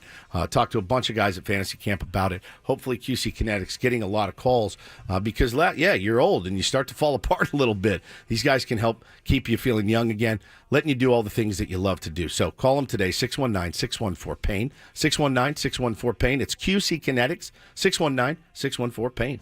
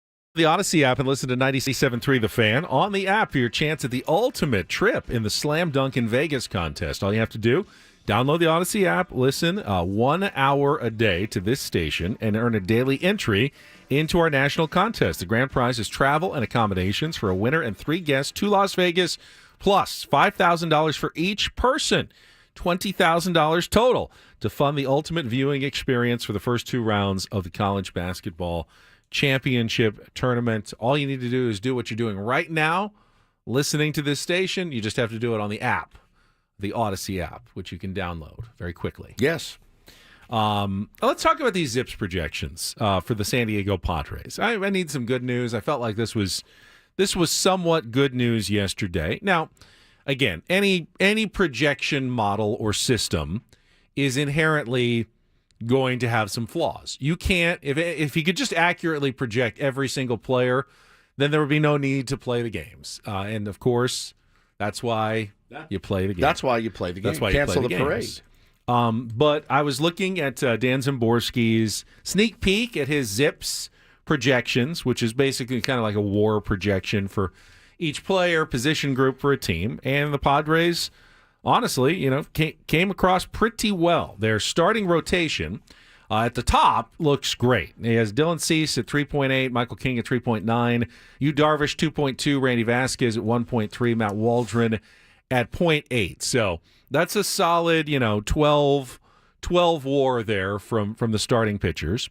For the bullpen as a whole, 3.2 WAR, which is right there with other decent bullpens that I've seen comparisons to. And then in the position players, you've got Fernando Tatis Jr. leading the way with 5.9, Jackson Merrill at 4.8, Manny Machado 3.9, Xander Bogaerts 3.3, Luis Arraez and Jake Cronenworth at first at 2.0, and then you have your kind of the rest of your positions where you can improve. Second base, Cronenworth, Wade, Rosario 1.8, left field, Ornelas, Lockridge, Gonzalez 1.4, DH, Arraez, Rosario, etc. 1.1, and behind the plate, Campy, now Elias Diaz 0.7. So those are kind of the 4 areas, the ones that we've been talking about, where the Padres could probably, at least projection-wise, improve the most. But when you combine it all, and I look at some of the other teams, they seem to match up with the non-Dodgers teams in baseball when it comes to their at least preseason projections statistically. Yeah, I mean, we've seen them listed as high as 5th in power rankings and things like that. Again, I don't put a whole lot of stock into those. They're oftentimes wrong. They're oftentimes skewed. They're oftentimes, it feels like they're throwing darts at a board. But yeah, you look at it position-wise and you go, okay, like 7 out of 9 positions you feel okay about on the San Diego Padres, and better than okay. I think I think this is with a lot of teams. You hope Manny stays healthy. You hope Xander can find it. You hope Crony is healthy and contributing. You hope Arraez is thumb. And again with some of these guys, you hope they're here. In the case of Luis Arraez, you hope he's here on the San Diego Padres. You look at the bullpen, and you're pretty excited about what you have in the bullpen. I mean, you really are. Like, it's been an area of strength for a while, and you're excited about what you have at the top of the rotation. The bottom of the rotation is suspect. It is, and that's not the case for 20 teams in baseball, 23 teams in baseball. I mean, a 4 and a 5.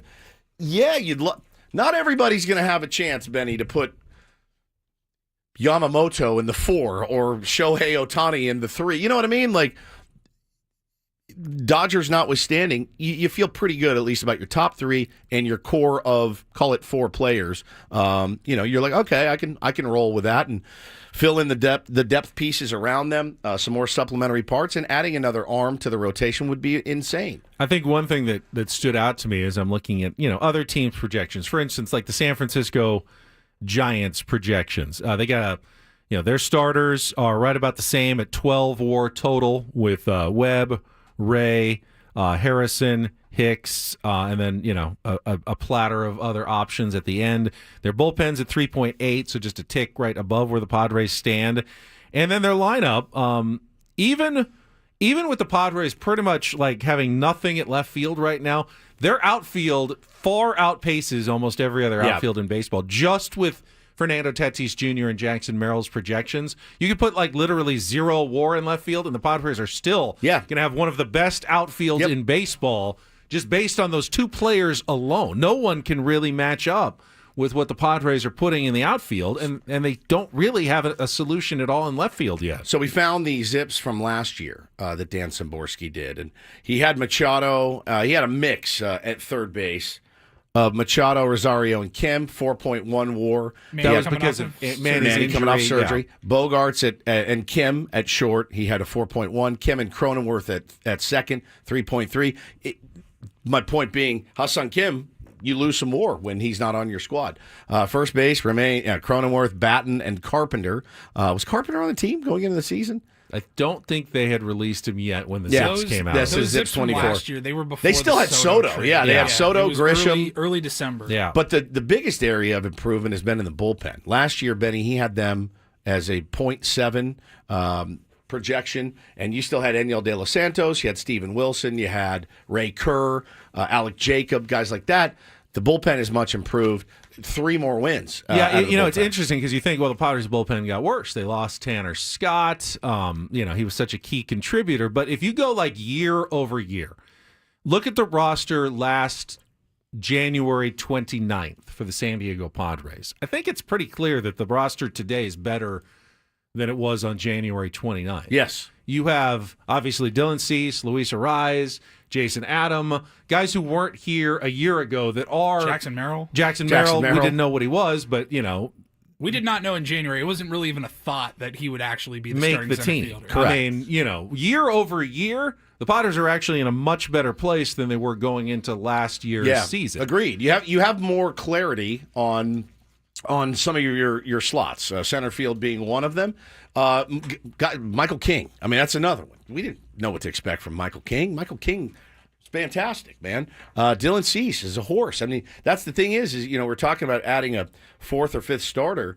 You'd love to do it, but not at the expense of losing your number 1 or 2 starter, which is the rumor. I don't see them making the kind of additions they did. There's no more Dylan Ceases and Luis Arraezes out there, and even if there was, I don't know that you have the trade capital or the financial capital to add, a player with a big salary or anything like that. Yeah. So they're more likely to have to go into the season looking more like they did on January 29th than they did last year when they still had a number of most. I don't think they even had Jurickson signed on January 29th last year. I mean, year over year, this is an improvement from January 29th of last year. Yeah, but we're not comparing. We're comparing it to what they look like in September and October. Right. But January to January, the Padres are actually, I would say, quite a bit better than they were last year. And, you saw the move yesterday. If you missed it, they got Elias Diaz back, $3.5 million, 1-year deal, I think, with an option for a second year, Ben. Okay, that's something. It's a sign of life. I don't know that it opens the floodgates for A.J. Preller right now to go out and make moves. But, again, it's going to be tough for me to swallow losing one of those guys at the top of the rotation. I understand it if it happens, but it doesn't mean I want it to happen. You're a better team with Cease and King at the top, certainly in a healthy Yu Darvish, than you would be trading Dylan Cease for a left fielder and a bottom of the rotation guy. I think he's tried. Projection-wise, so Cease is projected for 3.9 WAR. Yep. Can you get a 2 WAR left fielder and a 2 WAR designated hitter for Dylan Cease? Because if you could, then theoretically your team would be better off by 0.1 WAR if you made that trade. Theoretically, but in reality, does it play out that way? Mathematically, though, projection-wise, there are ways that you could on paper make your team better by trading Dylan Cease. I can't tell you, though, that it'll actually pan out that way. But that's why you consider it right now. You sure wouldn't help your rotation even a little by trading Dylan Cease. So that's kind of what it boils down to me. You can't win. You can't win without starting pitching, and if you lose 1 or 2 or one of the King or Cease at the top, it's going to be hard to stomach.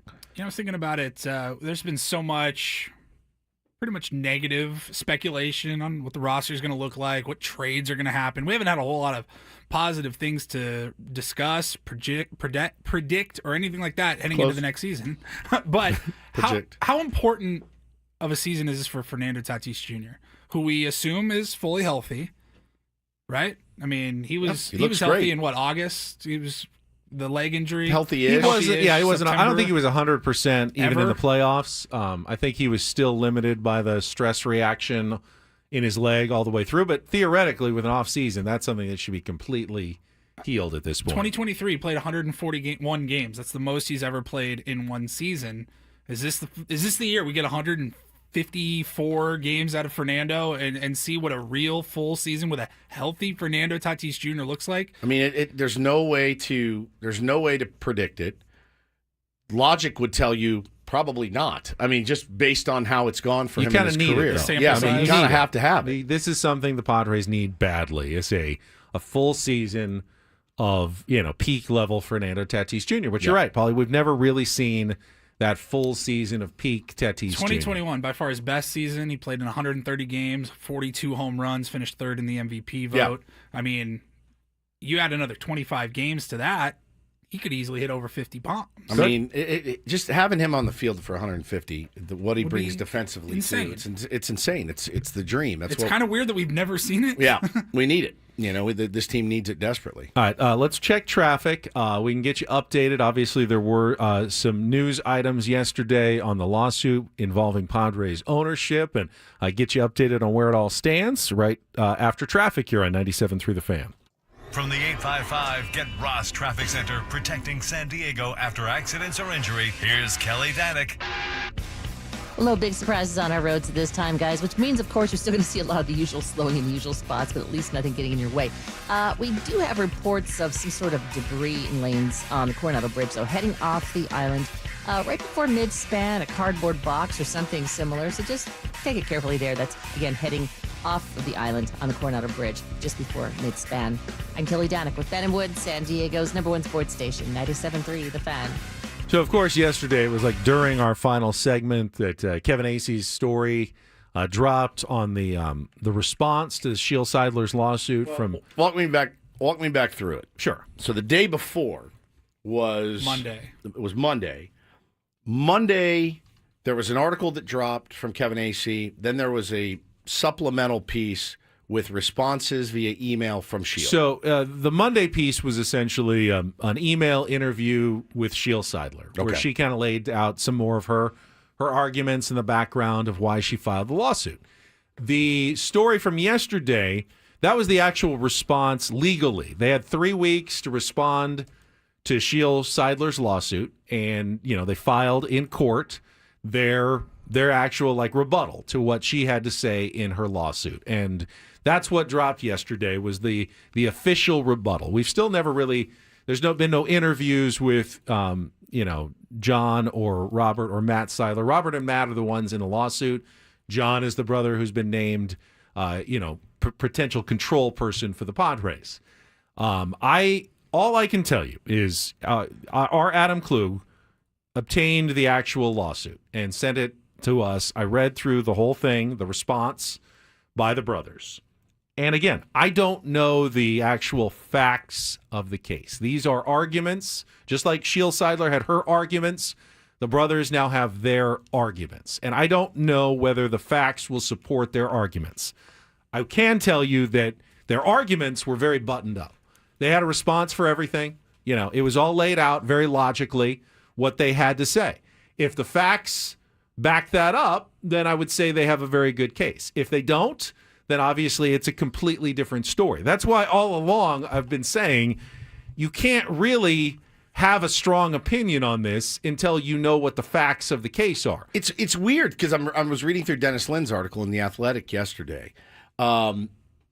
She is suing Matt and Bob, but not John. Correct. John will be the allegedly will be named the control person. Correct.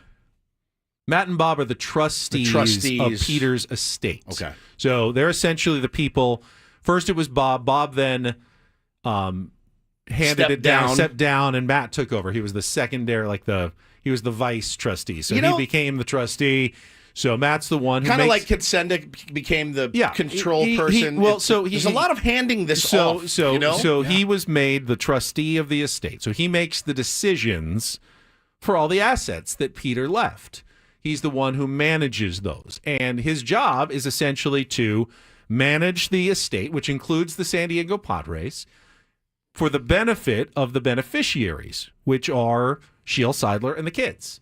Essentially, he's supposed to run this, and then, if the estate assumingly makes money, then it pays out money to her so she can live her life. That's essentially kind of the crux of where this all starts. And the lawsuit, Shiel Seidler contends that they're mismanaging the estate, and they're not doing it the way Peter would have wanted and should have been doing it, including not naming her as the control person.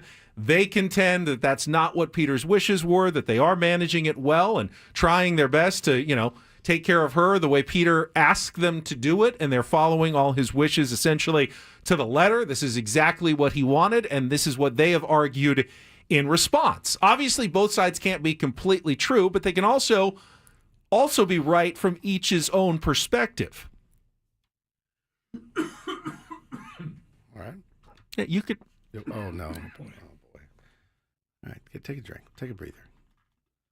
You could just pick up and start talking when you see me. You were on a roll, and I didn't know you were going to have a attack, so I just need a little water.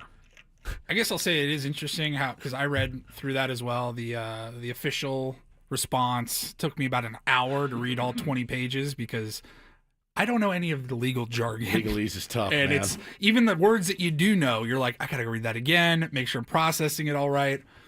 How two people can read something and kind of view it totally different. Yep, it's true. Words. I mean, and then they countered. I guess Shiel's team countered with a statement yesterday, and again, it's just as ugly as it can get. I mean, it really is. It was nasty. I felt disgusting after reading it all for about an hour yesterday afternoon, and I just go, this is awful. I know it's a bit of a simpleton's take, but I'm a bit of a simpleton, so I'll wear it. At the end of the day, whoever controls the baseball team here, I think, needs to have a big love for San Diego and the San Diego Padres. Is that too much to ask? That the person that is running this team has the best interests of the San Diego Padres and the fans of the San Diego Padres who have packed that ballpark 65 times last year and are rabid for your team. You have a love to win, to compete, and you love baseball. That's what I want. I think, and that's been Shiel's argument, that she has more of the connection with the team and the fans. She's been there with Peter, and she seems like she's the more logical person. I think on the brother side, you could argue very logically, when Peter bought the Padres, he had no connection or love for the Padres at all. He was a lifelong Dodger. And then he abandoned the Dodgers and became, a San Diego Padre legend, essentially. As owning a team a team will make you. Yeah. Now, the brothers can say, yeah, we're ready to do the same thing. We would like, now that we're owning the Padres, we would like to be Padres through and through. Have they? Have they said? Well, they haven't done anything yet. Yeah. And part of it, I would imagine, is that this lawsuit is, making it very difficult to publicly say anything at this point. Yeah. And will that change or will it not? I don't know. Again, don't really know the brothers, and I'm waiting again to see how it all plays out and what facts come out when, it gets decided in a courtroom. I think logically, obviously, Padres fans, feel a little more of a connection to Shiel Seidler because they saw her, at the games with Peter.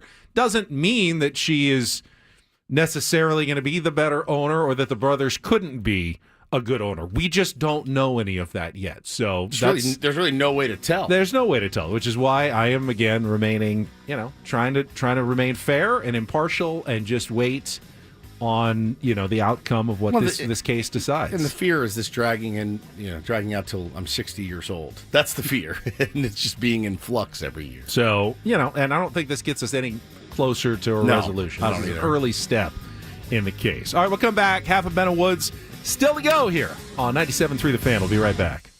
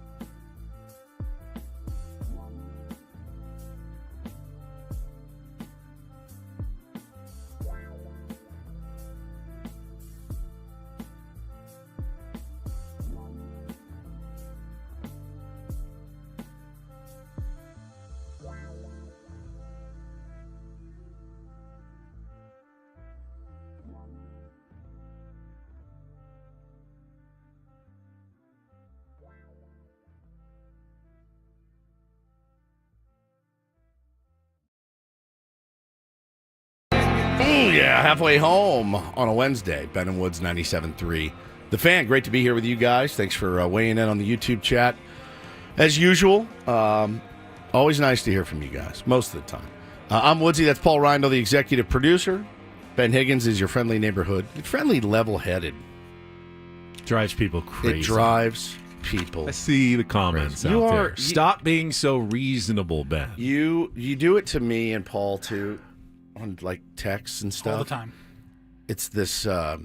Stop being so fair and reasonable and level-headed. It drives us crazy. It's a contrarian thing you do. You are literally, you're more of a contrarian than Stephen A. Smith and Skip Bayless. You are like if Skip Bayless and Stephen A. Smith had a child, and that child was on the radio. I don't see myself as a contrarian. Oh, you're being contrarian right now. That is a definition. That's literally. See what happened? Wood says something, you take the immediate opposite side. No, I don't take the opposite side. Every time. I could say something as innocuous as this. All right, this is my Odyssey key card, okay? I'm wearing it around my neck. Correct. So this is my Odyssey key card. I agree. You are wearing your Odyssey key card around your neck. I'm not a contrarian. I could say something like this in a text to Paulie, just venting to Paulie and Ben. Man, I hate this key card system.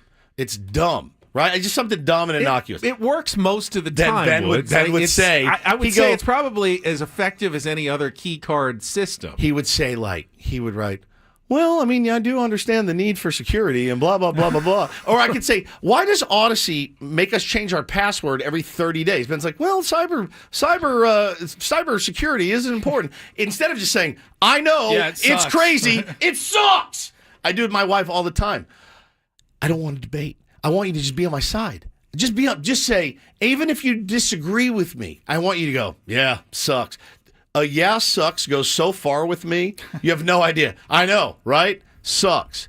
He always, you and my wife, both, I've said it many times. I have it at home and I have it at work. I'm just constantly being debated. Constantly. So yeah, you're a bit of a contrarian. So the level-headedness, even though I don't always need the other side, sometimes I just want to get it off my chest. Just say, I can't believe blank said blank. Well, it actually makes a good point. I'm like, if I could come through the phone and stab you, I would. Chris says, Ben refuses to capitulate. 100%. He does not. He will not capitulate. Why don't you capitulate? I'm happy to capitulate anytime. Since when? Since when? The next time you capitulate will be the first time. When someone makes a good argument, I am more than willing to change my mind. The other thing I think it's one of my biggest strengths. So many people. Okay, this is just an aside here. In fact, I think it's one of the biggest problems we have in this country. Getting a little philosophical on you. Too many people make up their minds based on one or two things they see that may or may not be accurate. And once they've made up their mind, they get so dug in on their opinion that no number of facts. I could present 100 facts to the contrary of your opinion that you made in 5 seconds, and I can't convince you. Who's more guilty of that than you? No one. No one. No, I mean... Run differential. Remember run differential? Run differential is important. We had people... What fact have you presented to me that doesn't... Our record! The fact record! That we missed the playoffs. Yes. The fact that we missed the playoffs. Of course, there are going to be outliers, but overall, run differential is an extremely accurate tool in determining, the quality of a team in the long run. Totally. Much better than anything else there is. Alicia, we are not fighting. This is not fighting. This is lighthearted banter. Have you ever vented? No. The answer is no. He's never vented to us about anything. But, I vent about work stuff and, I can't believe this happened. Ben's like, well, no. And it's just that thing of, the logical brain takes over. And you won't capitulate. You need to capitulate more. That's it. Okay, fine. He just capitulated. Very good.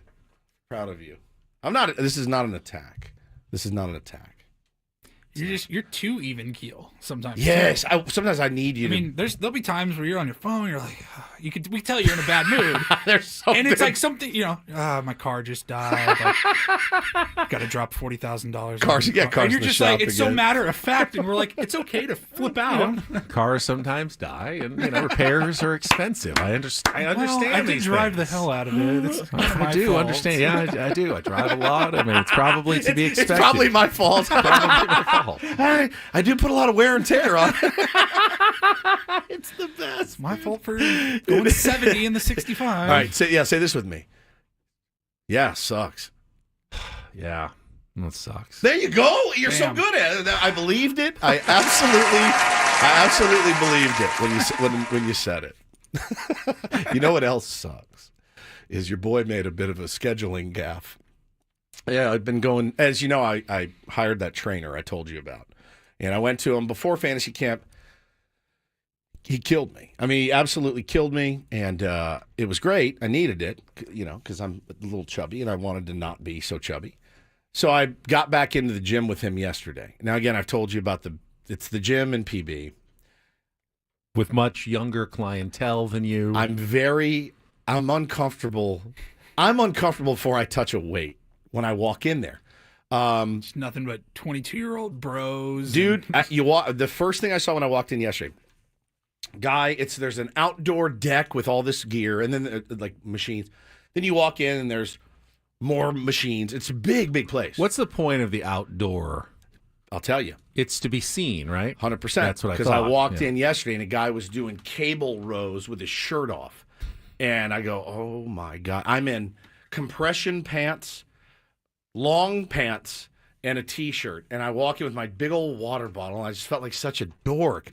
And he's out there, and he's yoked and tan. And I was like, oh God, oh God, oh God. Yeah, I don't want the gym that has the big, like stage for the weights or the outdoor theater. I want a dark closet where I can go. Where only me and the trainer can fit in on one machine that can get everything done. So I go in yesterday and actually had it was awesome. I mean, I had a great time. So I'm going to him on Tuesdays and Thursdays. Well, then I remembered I got marriage counseling on Thursday. So I call him. I go, hey, scheduling conflict. I wasn't trying to get out of it. I would actually look forward to it. He goes, oh, no problem. Just come in tomorrow. I can't move my arms. I can't lift. What he did to me yesterday in the gym, Ben, I can't lift my arms over my head. And I can't do lower half because of my knee is shot. So I don't know what he's going to have. What's he going to make me do, like 5,000 crunches today? I have no idea. But so as soon as I'm out of here today, got to go right to the gym. Woods? That sucks. Yes. Instead of normally he would say, well, I mean, you do need it. You are a little flabby and you could get stronger. Yes, that's what I'm looking for. Oh, that sucks, man. That sucks. But this gym, I made a comment yesterday to my wife and she got mad at me for this. So I was telling her about the gym. I go, babe, it's in PB. So, think about it. And she goes, oh my God, I can't even imagine. I go, the girls that are in there, gym attire has changed, and it's very short and very revealing. And she goes, oh, I bet you like that, didn't you? I go, no. I said, they're out of my league. And she got so mad at me for saying they're out of my league. Does she have a right to be mad? She goes, out of your league? And I go, well, yeah, they're like 22, 23 years old. They're out of my league. I can't. Plus, I'm happily married to you. She got really mad at me for saying that. She's like, what does that say about me? I go, oh, you've always been out of my league, so I don't know what you're talking. What are you upset about? She killed me. I mean, she murdered me. Woods, that sucks. Hey, thank you. Thank you. All right.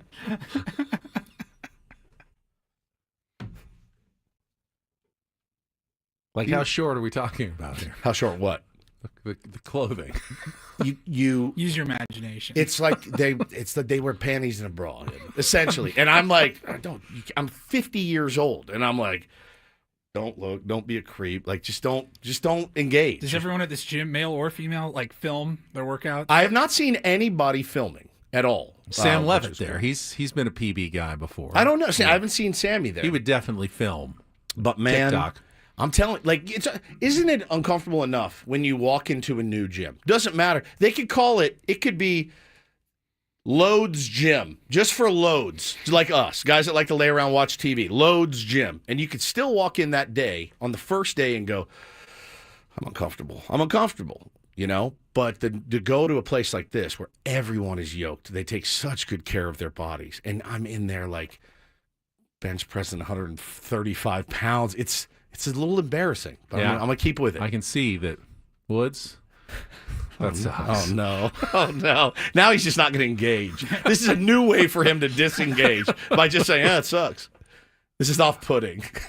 This is off-putting. Coming up next, I will continue to sympathize with whatever Woods is going through.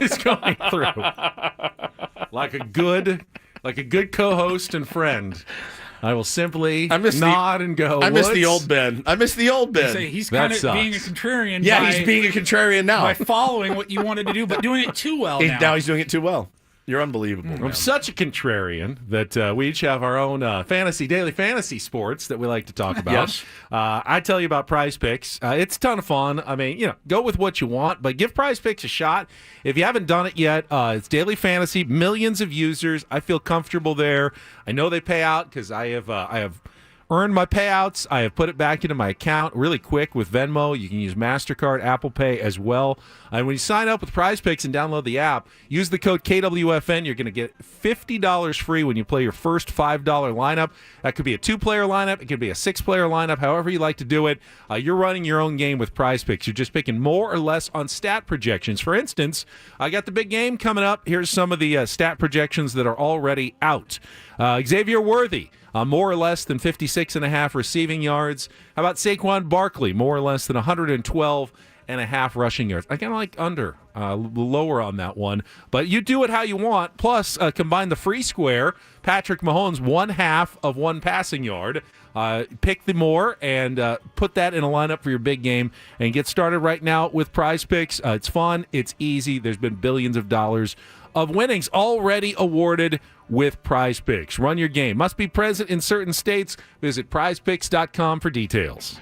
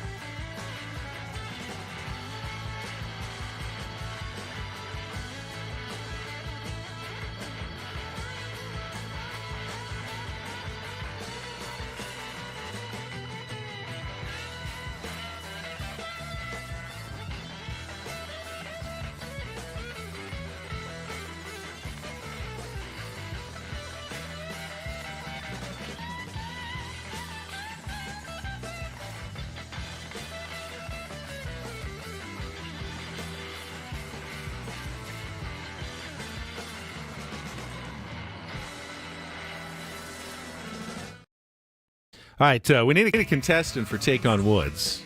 We had our first ever 1-0 shutout loss for Woods yesterday. So it is possible you can qualify for a trip for Las Vegas. Our phone lines are wide open right now, so if you've never played, want to get in, this is the moment to call. 833-288-0973, 833-288-0973. We'll get started here in just a minute or two, so you won't even have to wait very long. Just dial us up right now.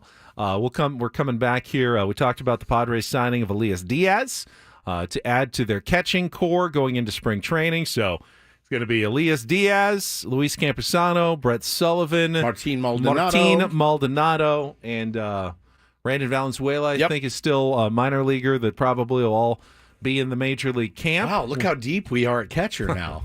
What are we complaining about? Well, you can go out and sign a proven commodity, spend a lot of money, or you can just throw a lot of stuff at the wall, and just the odds are one of them probably will have a good season, right? Correct. I mean, yeah, that is a strategy that teams employ. That hey, if we can't find quality, let's go with quantity, and 100%. Maybe the odds will be in our favor that something clicks for one of these guys, and they have a halfway decent season. So all they really need is a halfway decent season, Woods, and they will be a chance to, add to the team. It's really very easy to improve on the projections at catcher. That's the one thing the Padres have going for them. It's a very easy improvement by going from 0.7 WAR to, hey, you get 1.5 WAR out of your catching core this year. That's doubled what you thought you were going to get. And that's not even much of a season. I mean, if Elias Diaz hits 270 with 12 home runs, which is what kind of generally has done in his career, you go, bro, I'll sign up for that today. Take that right now. I will sign up. Take that right now. 270 and 12 right now. This moment.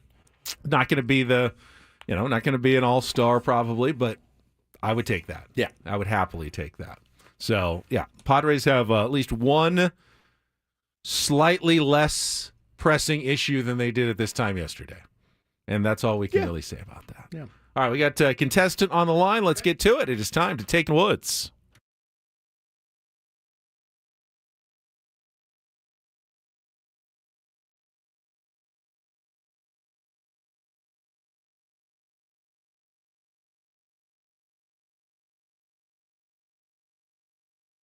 All right, we've got a new contestant on the line. I see Benoit. Is that correct? Yeah. Benoit. Yeah, welcome. Benoit. I like it. Yeah. All right, welcome to Take on Woods. This is your opportunity to battle Woodsy for a chance to qualify for our grand prize drawing, which is coming up here in just a couple of days at the end of the month, for a trip to Las Vegas. It is 2 nights at Planet Hollywood, tickets to see the Scorpions. It is their 60 Years of the Scorpions Las Vegas residency show, live August 14th through the 23rd at PH Live at Planet Hollywood Resort and Casino. Get a $100 gas card as well. Tickets are on sale now at Ticketmaster.com. All right, you've got the advantage because you get to pick and know the category before you get started. Here are your choices, Benoit. We've got It Starts with Rock and Roll, 5 song titles that start with the phrase rock and roll. We've got Not Those, These. Those are 5 2-second songs that all include the word these in the title.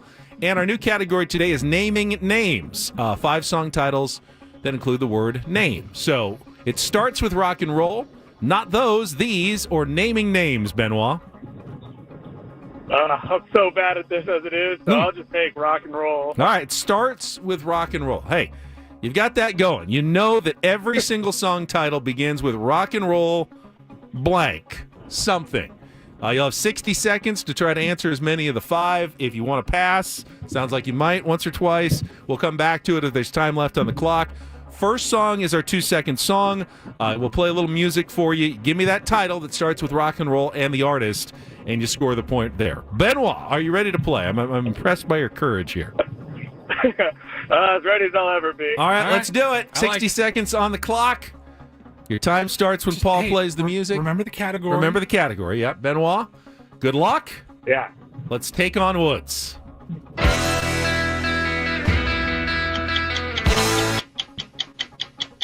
Pass. The Beatles sing, It's Got a Backbeat, You Can't Lose It, Any Old Time You Use It. In which song from 1964? Pass. Boston literally described exactly what they were. In which song from their self-titled debut album in 1976?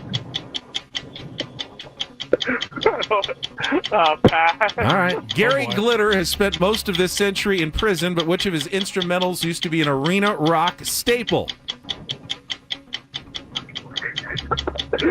Woods is going to get this. Yeah. I don't know. Pass. It didn't chart quite as high as Feel Like Making Love or Can't Get Enough, but which song was the only certified gold record for the band Bad Company? Rock and Roll All Night. Well, hey, good guess at least. All right, go back to our 2-second song.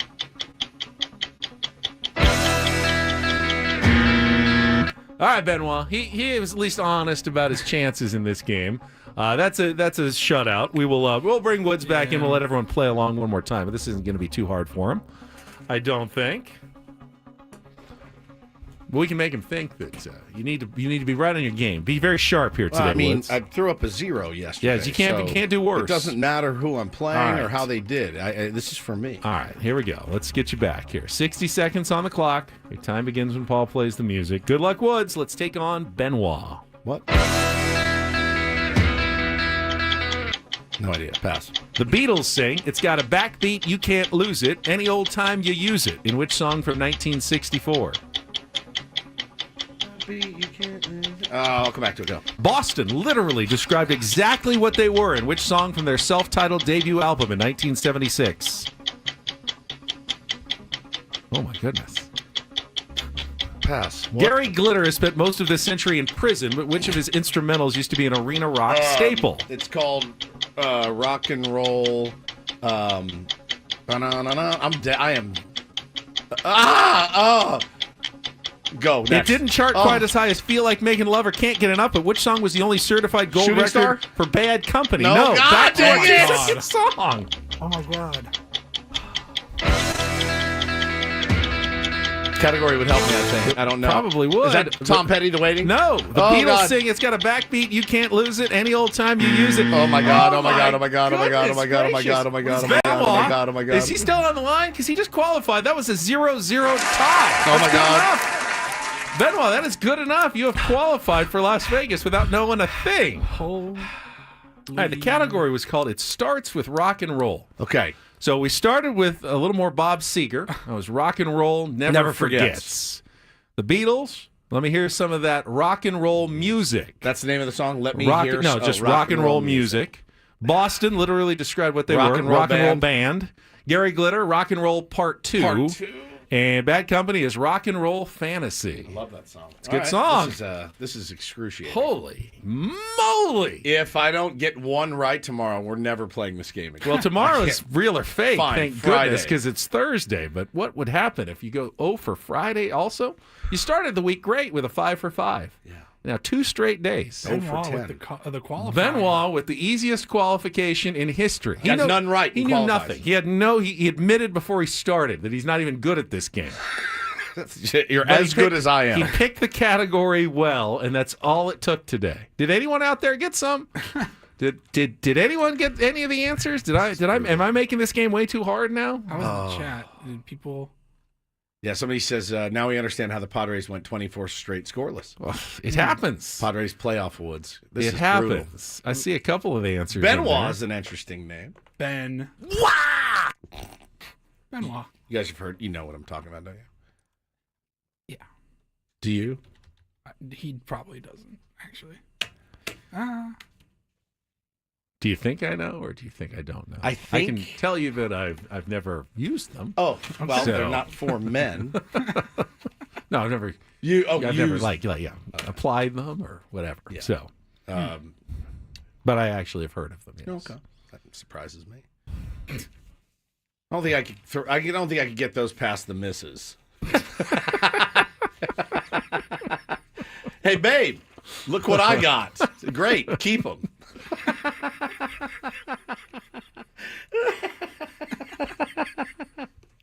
Try it. I will. So Actually, let us know. Order some off of Amazon. See how that goes. Paulie, during the break, just brought up a topic, and I'm ready to discuss it because I think it's fascinating. It is fascinating and embarrassing. I'm just going to leave it at that. We'll get to that and more coming up after a quick timeout here on Ben and Woods. First, though, Woods. Yeah, don't go through another year with all your high-interest debt, my friends. Let Loan Pronto wipe it all out for you. Their rapid equity loan makes it easy to pay off all your credit cards or tackle the 2025 home improvement project. We've got a couple that we're noodling around right now, but get cash in your pocket fast. No appraisals, no paperwork, no waiting. Their AI-driven technology gets you approved and funded in as little as a day. Nobody likes to wait. You do something like this, you want your money fast, they can help you. One client was able to get $150,000 approved in under 24 hours, paid off their credit cards, 2 cars, and a personal loan, and ended up saving over $1,500 a month. Low fixed rates, lightning fast transfers. You can do it as well. Consolidate your debt, improve your home, take control of your finances this year. Imagine being credit card debt free by this time next week. Don't wait. Just call Loan Pronto now, 619-207-4336, or go to loanpronto.com. Get your free rate quote now with no hard credit pull at 619-207-4336, loanpronto.com. Equal housing lender, NMLS 1661781, subject to lender approval, NMLSconsumeraccess.org.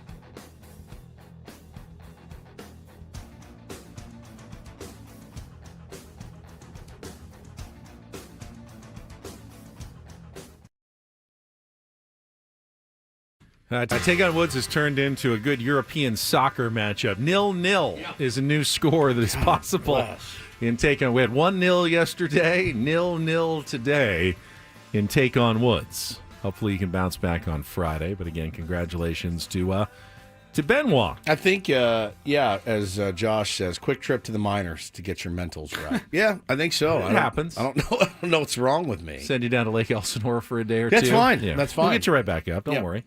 I had a conversation with one of my colleagues at Channel 10 yesterday, the great Adam Rakusin, who is a terrific journalist, also a huge Padres fan.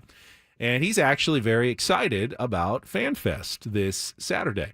He is bringing his kid. They're season ticket holders, so they got the early entry for 9 o'clock. And, I mean, this is a bit of a double-edged sword, but one of the reasons he's so excited is he remembers 2 years ago, 2023, absolutely bonkers. I mean, it was almost like fearing for your safety, that FanFest. You couldn't move. You could not move. You could not move. He goes, I feel like we're going to get some more autographs this time. It might not be quite as crazy as it was. I won't feel unsafe with my child with me, and we've got some things we're going to autograph, and we're going to stand in a couple of the lines and meet. Obviously, still all of our favorite players are on the team. Yeah.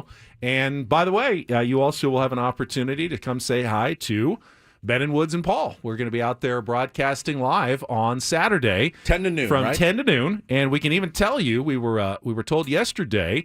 10-10, like right at the start of the show. Jake Cronenworth's going to stop by. Good. We can congratulate him on his nuptials. Okay, don't ask him what you asked Michael King at the Christmas show about his honeymoon. What did I ask him? What did he ask, How Paul? did your honeymoon go? No. You were. You asked him like, so are you tired or something? Yeah, something no, weird. it was like some No, weird, it was not like creepy. It was creepy. Yeah. It was very like, so what'd you do on your honeymoon? It was very perverted, as Did usual. you get any sleep? Jake is, I believe, still on his honeymoon, if my Instagram feed is correct. Yeah, I think so too. He'll probably be back. Obviously, he will be back in time for FanFest. I would hope but so. Appears to be currently celebrating his newlywed status at the moment. Yeah, it's all uphill. Maybe from here, we should Jake. play like the newlywed game with him. And maybe he'll bring along his new wife, and we can do that and like get some questions and see how well they know each other. Yeah, so your far. question was what? How about those honeymoon activities? Something very. Right. They were perverted. in Thailand and seeing some of the sights, and I'm sure having a very interesting cultural experience. So, Jake, you worn out or what? It's nothing like that. You're going to say something to put your foot in your mouth now that we've planted the seed. But we'll have Jake on, and then my understanding is that in our second hour, Woo, boy. the skipper will stop What's up, my by. dudes? How you There doing? he is, Good, yeah. Shilty. Mike Schultz. How you doing, buddy? He's going to be with us at around 11:30. So come by. I don't know exactly. Are we going to be in that I have no idea. concourse where we were? I don't think we've been told like our location. We were on the main Scavenger hunt. concourse a couple years ago. It was canceled last year due to rain, right? Correct. So the last time we were out there, we were on the right field side of the main concourse, kind of near, like there's a pizza port over there and like a team store. We were somewhere over there. But we No don't. promises that we'll be there this week, but we could be. Could be in a bathroom for all we know. We have no idea. Scavenger hunt for Ben and Woods at FanFest. A little activity. You can try to find us somewhere in the ballpark. Yeah. I'll be in 3 different locations. Drew asked if we're going to have any of the brass on the show. No, we asked. Schultz is somewhat brassy. Is he brass? I mean, he's kind of the bridge between the players and the brass. The bridge brass. Yes. The brass bridge. Yeah, he's a brass bridge. Brass bridge. Yeah, so we'll have Schulte on. We've talked to him since the 24 scoreless. We had him on, yes? I want to say in November. Yeah, Somewhere around there. We had him on once. All right. Because he got a contract extension. That's We right. had him on That's right. That's shortly right. after. That's right. And, I mean, look, you know what he's going to say. He doesn't give a frog's fat ass about what the Dodgers are doing. He doesn't care. Like, and I believe him when he says it. I really do. I think he's like, no, I'm going to get my guys ready to compete. And we've talked about it a little bit this week. Yeah, it's wild to see what that team has done and is continuing to do. But it doesn't mean he's going to – I don't see him as a real throw in the towel, let's punt it away. I think he's probably going to go more over-the-top positivity, I would guess, just knowing him a little bit. There's a couple of months early in the season last year where everybody, fans, media, whoever, we were still trying to feel out his methods, and we're like, oh, he's really not going to ever talk negatively about a player. Yeah. No matter what the situation is, he's not going to do that. We kind of had to get used to that and be like, all right, this is just how he's wired. I will say, man, if there's anybody as a manager that can get his guys ready and block out the noise, I think his style I do too. Perfect for Yeah, that. I do too, man. So we are not having any of the brass on, but there is the Padres Leadership Forum, 12:15 to 1 p.m. in Gallagher Square. Now that to me is appointment viewing, I think, and depending on who. We have no idea who. Yeah, this is a Padres event, so we don't have all the details as to how they're setting it up. We just know who is going to be stopping by our booth while we're on the air from 10 to noon. But the whole station's going to be out there. So we're 10 to noon. Annie and Elston, noon to 2? And then Gwen and Chris 2 to 4? 2 to 4? I think so, yeah.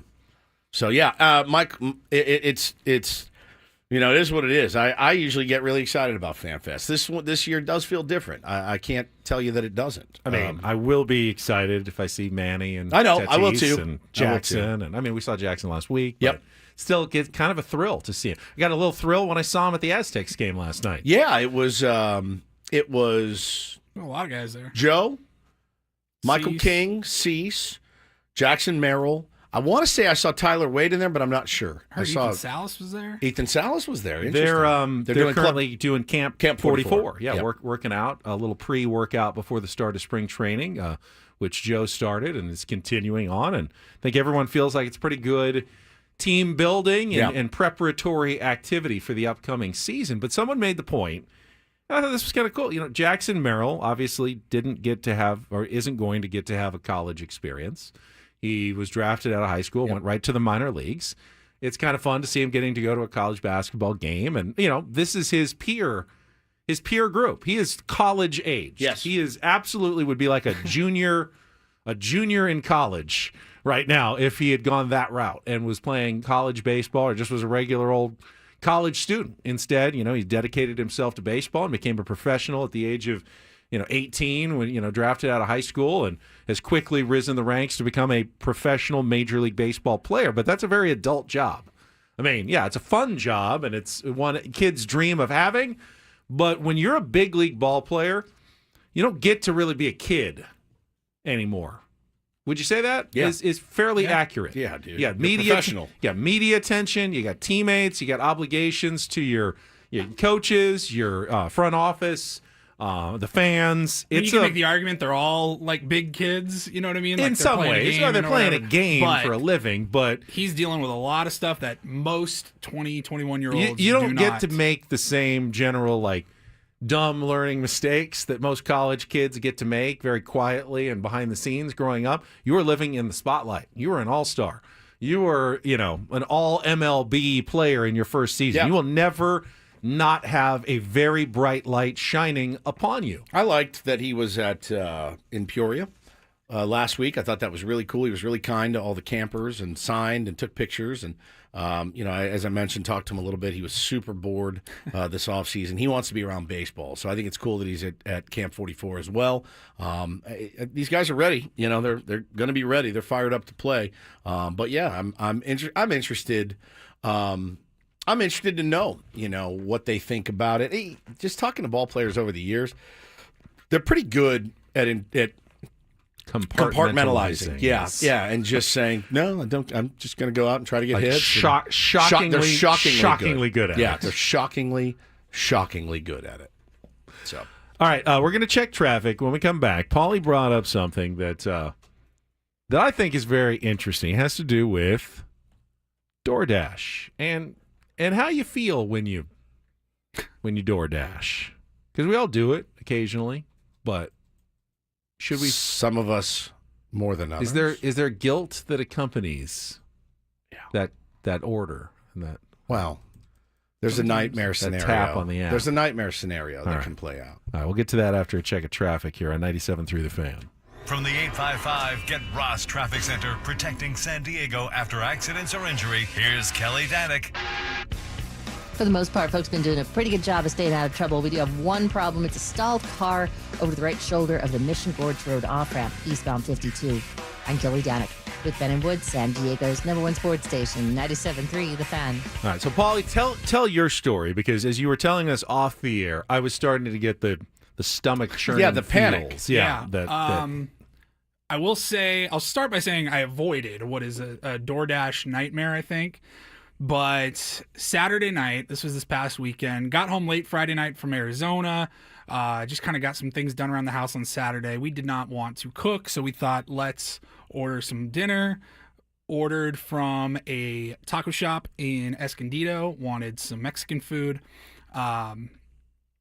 And there's always been a little bit of, do they actually like look at the receipts on these orders that they pick up? Because you don't want to feel like the biggest load. You got nachos, 2 burritos, and you know what I mean? Like, you got to be, you kind of get a little self-conscious about what you're ordering. Now, luckily, didn't order anything crazy. Ordered a breakfast burrito that I was going to reheat on Sunday morning. It's a good move. I like breakfast. The double meal Thinking ahead. order. Yep. And I ordered 2 tacos. Minimize the delivery charges. Yeah, 100%. Yeah, I can see that. All right, that's and smart. I think my wife, Megan, just got a breakfast burrito as well for Sunday morning. So nothing too crazy. 2 breakfast burritos, 2 tacos. Standard. Yeah. We also, around the same time Saturday evening, placed a order through Vaughn's for groceries. Okay. And again, regular groceries, fruits, vegetables, stuff like You that. let people pick out your fruits and veggies? I hate it. I've done it, but I hate doing it. Yeah, I guess. I'll get like crackers and chips and bread. Dry stuff. Yeah, dry stuff. Point being, we didn't get 2 tubs of ice cream, Hot Pockets, and a bunch of crap. Just your normal weekly grocery order. Yeah, some carrots, some broccoli. I get the notification on my phone from DoorDash that says your taco order has been picked up. Yes. And I go, okay, they're on the way. Also get a notification right around the same time that my Vaughn's grocery order has been sent out for delivery. Okay. And I'm looking at the map and I'm going, oh my God. I can't have 2 delivery drivers showing up at the exact same time. Be like, oh, you're dropping off for this load as well? Yeah. Oh, yeah. Tough one, huh? What'd they get? Oh, yeah. Okay. And then it turns out it was the same driver. Yes. Even though I didn't know that. You didn't double dash. Did not. Ordered separately through the taco shop on DoorDash and then ordered separately through the Vaughn's grocery app. But they're connected. Vaughn's works with DoorDash apparently. Yeah. Probably Uber Eats, all the other apps as well. And so our driver picked up the taco order, then drove to Vaughn's, picked up our grocery order, and dropped it all off at our house. And I thought, thank God, wasn't one of those nights where you're like, I need a pizza, I need a couple pints of ice cream. You know what I mean? Nothing crazy. So I wasn't like embarrassed by the order, but I don't know what would have been worse. The idea of 2 drivers showing up at the same time, or one person having to go to 2 different stores for your fat ass. I don't like the driver getting my food and then going in and leaving my food in the car to go get my groceries. Do you think it was they show up and they drop them off? They drop them off for you. Yeah, like it's already pre-packed. Pre-picked. Okay, that makes sense. Have you ever double dashed, Ben? I've never double dashed. Never. I rarely dash at all because I feel, and I don't know whether you should or not, and I don't know whether this is why I thought it was an interesting topic. I generally feel shame when the DoorDash arrives, even if it's something healthy. I feel guilty, lazy. Like, I could have done this myself. I'm making I get it. I'm paying for the service. They're making money. I understand the economics of DoorDash, Uber Eats, whatever. But I feel like a sense of shame. I don't want my neighbors to see like the bag dropped on the doorstep. I just feel like I should either be making my own food or I should be getting my own food somehow. And paying someone else to do it feels like a shameful act to me. My neighbor across the street actually made a comment one time. Oh, no. Oh, I saw a car in your driveway. I just assumed it was Chick-fil-A, but it wasn't. Oh, no. So he made a comment once, and so that stuck with me for a while. The worst thing that's ever happened to me via DoorDash was I was, the 3 times a year I go out, I go pretty hard. And I went pretty hard the night before. And the kids were gone, Hannah was gone, and I said, well, if no one's here, might as well indulge. So I ordered some Mickey D's and DoorDash. DoorDash. Oh. Yep. which is just the worst.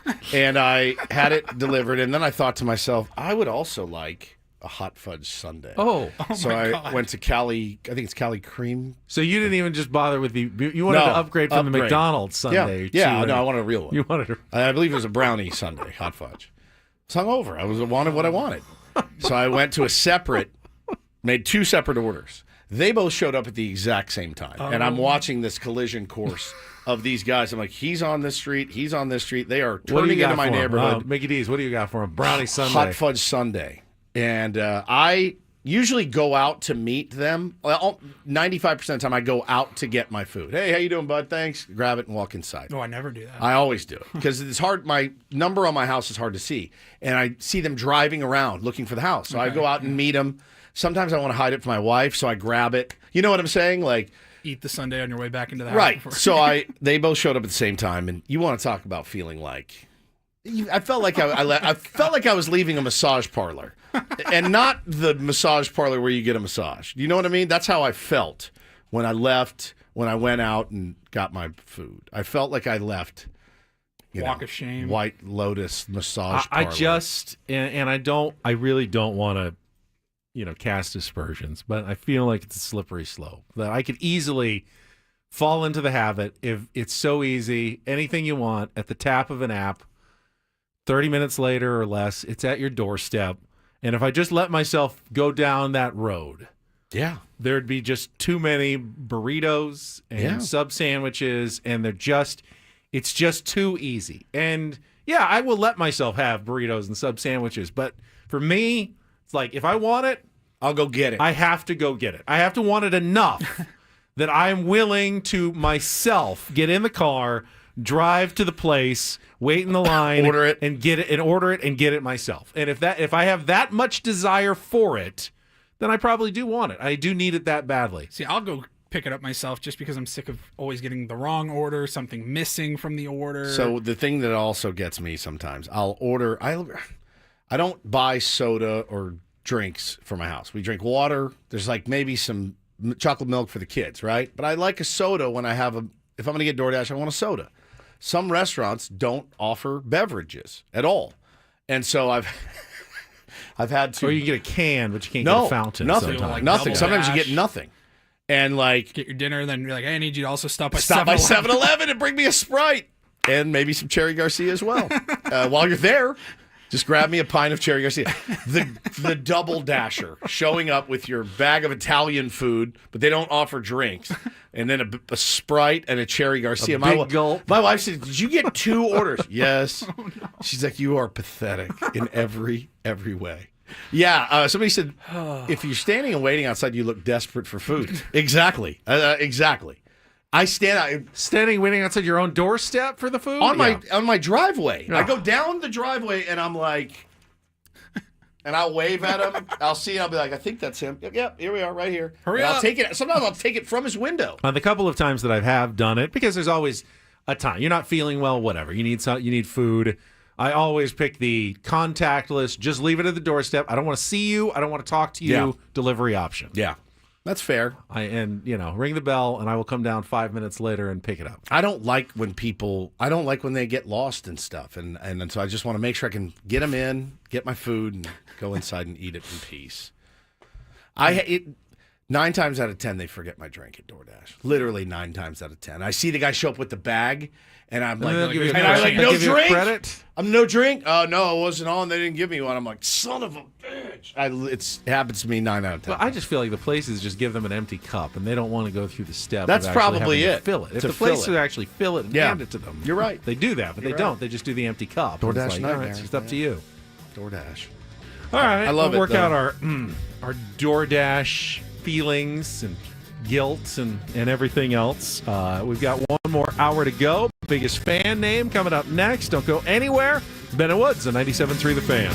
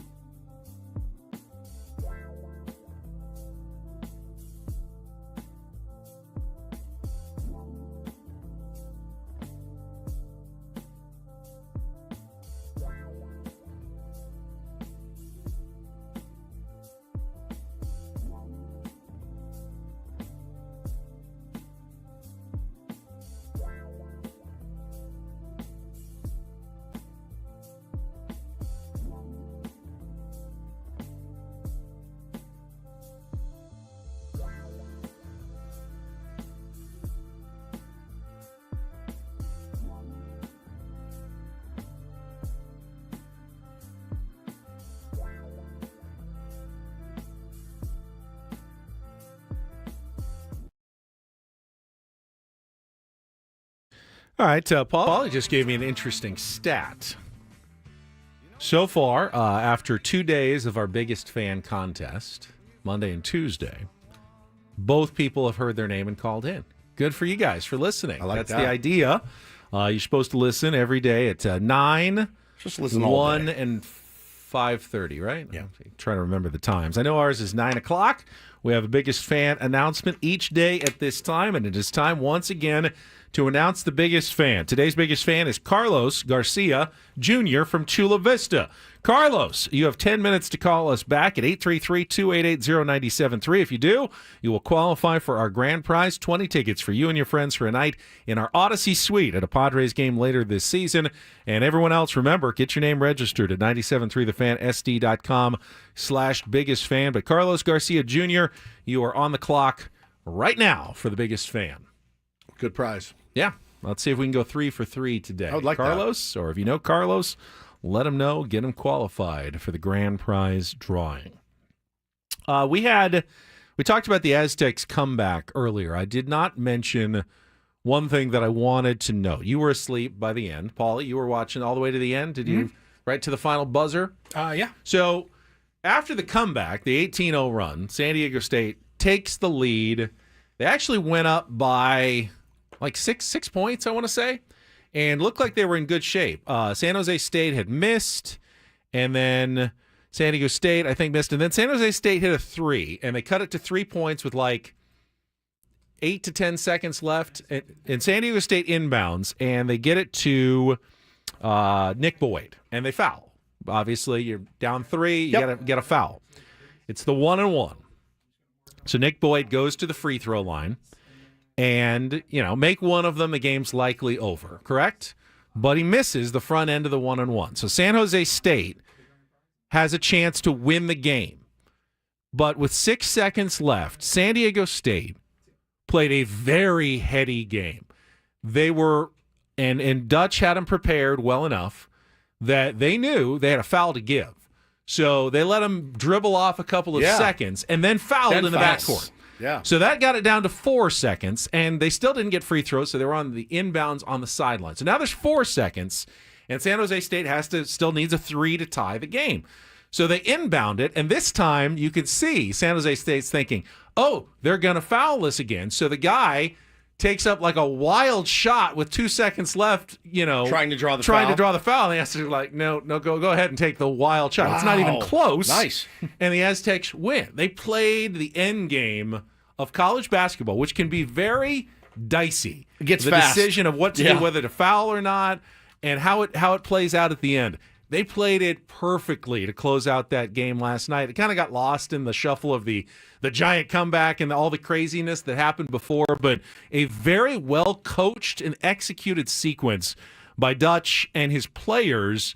You certainly did not want to find a way to lose or have to go to overtime in that game after you worked so hard to come back from the 16-point second-half deficit. And they actually, as well as I've seen in college basketball, other than, would have been nice just make the free throws, but they didn't. So with the chance that they could have tied the game, San Diego State played that really well at the end. What is he talking about at all?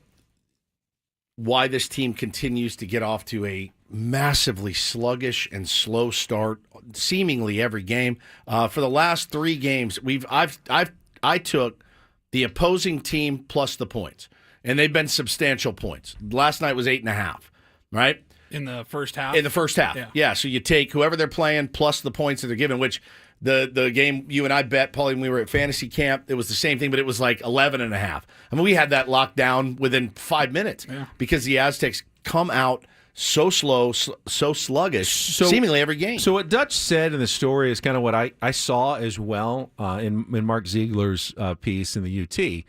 He said, when they got ahead early, meaning San Jose State, we tried to go too fast. We tried to get 10 points in one possession, and that's not going to happen. As we settled in, started running a little more offense, sharing the ball, moving it a little more, we found opportunities to score. It looked like as soon as San Jose State got hot early, the Aztecs then panicked. Yeah. They both offensively and defensively. Yeah. They tried too hard to block the 3-point shots. They fouled on another 3-point shot. Just the falling behind tends to make this team make more mistakes. Just get in that panic mode. And once they settle in, obviously they're good enough, and we've seen it at this point. They're good enough that they can beat just about anybody in college basketball. They beat Houston, who's currently ranked 4th in the country. But you can't and you know, look, we're still what, 2 months from the tournament, month and a half from the tournament. You can't play that way there. You know, if you get to the tournament, with fire, you're absolutely playing with fire. It's remember the comeback Padres. Oh my God! Remember we get down and have to crawl back from 3-0, 4-0, seemingly every game, and it's maybe we could try to score some runs early. I know it's easier said than done. Can you make the argument that putting yourself in these situations will maybe benefit you later? I think that's it. Doesn't mean you want to be in these situations, though. Dutch said, quote, "I've always said this is a gritty team. Oh, no. They've got a lot of grit about them." Grit squad? Apparently, they're a grit squad, Woods. Yeah, they had it again Whole city's tonight a grit in squad. large part That's due to what how good they teams played. do. Yeah. In large part due to this environment we have here, which is second to none. He said, you get down 21 in some buildings, you're going to get booed. They don't boo us. They hang in with us. They I like know that these quote. are young kids playing their hearts out, and they make mistakes. I didn't. And I was watching on TV. It got quiet, but I did not hear Aztecs fans turning on the team during the game last night, which is big. And then Miles Bird, who he's still just a sophomore, but by default has to kind of be one of the leaders of the team because they're really. There aren't any 4-year seniors sitting around. The fact that he was here last year makes him one of the veterans. He said after being here for 3 years, because he's a red shirt, you're not supposed to lose in Viejas. It's been a stress to us multiple times. We're not allowed to drop one more in here this year. We've already lost 3 here this year. 3 is definitely way too much. He said we're going to try and value Viejas as much as possible. We just have to clean it up and play a more complete game at home. But they keep saying this. Again, it's Padres-esque. Remember that? Yeah. They could not win at home. It was like you guys go on the road, you go 8-1 or 8-2 on a road trip. You come home and you drop the first 2 or 3 to some inferior team at Petco Park with the place rocking. Again, home field advantage is absolutely a thing. It's absolutely a thing, and typically you want it, but some of our teams here lately, Ben, have been disproving that theory. And I did hear Mark Ziegler was on with Gwen and Chris yesterday. I was listening on my drive into Channel 10, and he said, as a young team, it's possible they're getting almost too fired up from the fans, from the emotion of inside Viejas Arena. They're trying too hard. They're trying to do too much, and it's a little bit what Dutch was saying about when they got behind and try to score 10 points in one possession. You just can't. You can't do it. Teams will go on runs. I don't think anyone was going to stop San Jose State early. The way they were shooting, they could have been playing Duke, and they probably would have gotten off to a pretty good start in that game. What you can't then do is then play into their hands and start getting all out of sorts on your own game and try to do too much on defense, try to do too much on offense. It was like a 4-point game. It's fine. You're fine. They've been hot. They got a 4 or 5 point lead, but then it was the Aztecs' mistakes that turned it into a 21-point game. Yep. Not San Jose State. It was San Diego State. Yeah, 11 turnovers in the first half. So you have to play with more poise, and they actually are more poised on the road. Well, you see too, man. Like you saw it from San Jose State. You've seen it from every team that's come into Viejas. The team that comes in, they come out and not only scorching, but full of energy on the attack mode. I mean, they go right for the jugular every single time, knowing, hey, we can probably get a lead, but they can't hold it. None of these teams are holding it. And again, it's a Super Bowl for San Jose State. 100%. They play San Diego State. They beat New Mexico earlier. They're not a bad team. Yeah, they had some good players. Really actually. good players. Fast, decisive. They had some good players. But even a win over New Mexico now, if you're in the Mountain West, there's one white whale. There's one team that you're going to get up for more than any other team in the conference, and it's always going to be San Diego State. They were in the national championship game 2 years ago. Yep. You don't think that means something to these other teams? Like, hey, this is our opportunity to make a name for ourselves. We take the floor against San Diego State. This is the game people would actually remember. If we have a big game, we pull off the upset, people will be talking about us. So the Aztecs always get teams' best efforts every single time. They got to be devastated. San Jose State? Oh, yeah. They got to be devastated. You can see the look on their face. I didn't see the second half, but I just can only imagine what their coach tells them after. I mean, again, It's two massive leads that they blew. And again, they played so well, and they took advantage of all the mistakes the Aztecs made. And I couldn't believe it when I woke up and I saw your guys' text that they had won. I couldn't believe it. I was blown away. So here's what Tim Miles did have to say after the game. And by the way, of all the opposing coaches in Mountain West history, Tim Miles is one of my favorites. I actually like him. He seems like a really good guy. He coached Colorado State for a while. He's back at San Jose State now. Said, what goes through my mind is lost opportunities. We missed 2 inside shots. There was a block charge on a layup in transition all in the last 6 minutes of the game, and we needed a bucket to stabilize things. We didn't get any of them. As much as went right early, went wrong late. We got to learn to close out games. We're close. We're just not doing enough. If we could be a pretty good team. It's kind of what you heard from Air Force. Joe Scott, their coach, is like, yeah, we played really well, but we're not used to being in these situations. The Aztecs are. It's close at the end. They're just better than us in these end game situations because we don't get to do it very often. Well, I hope it helps in the long run. You know, and of course the long run being in March. You got to get there first, but you hope that some being able to win some of these games like this. Nobody wants to watch those games. Nobody wants to root for those games. Nobody wants to bet on those games. I was just gonna say, it's not sexy. It's not aesthetically pleasing at all. But if you had to be either a first half team or a second half team, I guess I'd rather you be a second half team. 100%. Yeah, right? 100%. It's, every time you listen to a pregame show, and no offense to Sam Levitt, or it's a tough job, but anytime Why you do you hate Sam Levitt? I'm not, but I've done it myself. What are the keys to the game? What's the first one everyone says? Get off to a fast start. Get off to a fast start. So you always say that. Yeah. But Paulie's right. If you had a choice of whether to get off to a fast start finish hot, the answer is always finish hot. You can overcome a slow start. It's impossible to overcome a slow finish because there's no time left in the game. 11-point leads with a minute left in the first half turn into 5-point leads. You're like, okay, guys, come on, figure it out. And then they come out swinging in the second half, and you forget about it entirely. But yeah, you'd love to see them get off to fast starts more. But if they're going to ever play slow, I'd rather it be in the first half than the second half. Absolutely fair. Because San Diego State, you can take it to the bank. The defense will always be there. Correct. The defensive effort. Correct. The effort will always be there. We can't help it when guys are shooting lights out from 8 feet behind the line. Yeah. That's just, you give them you make them force a tough shot. Force that shot. If it goes in, it goes in. Yep. But you're still playing your game defensively. Yeah. Maybe your shots aren't falling. Maybe you got a little sloppy with the ball. That can all be adjusted at halftime. And the fact that they came back from 21 points last night was insane. The story of the day is that Ben doesn't like Sam Levitt's pregame. Yeah. I think that's probably one. Now we have a beef with him. It's more of a generalization. It's funny. We need our starting pitcher to put up a 0 in the top of the first. No, you need your closer to put up a 0 in the ninth. That's what you want. That's the key to the game. That's true. We were when we were driving home and listening to PGA Golf shot by shot for 6 hours. Ben actually pointed out. He goes, "Listen to how little they have in the bag as far as what they can say." All right, he steps to the tee. You're going to want to find the fairway here. And I go, all right. So I start listening, and I go, oh, my God. They're just repeating themselves. Definitely don't want to miss right or left here. You want to be in the fairway to have a good second look at the green. I'm like, wow, I could do this, actually. I think I could BS my way through a golf broadcast. And golfers are so good, it rarely changes. Right. There's another drive, 300 yards, middle of the fairway.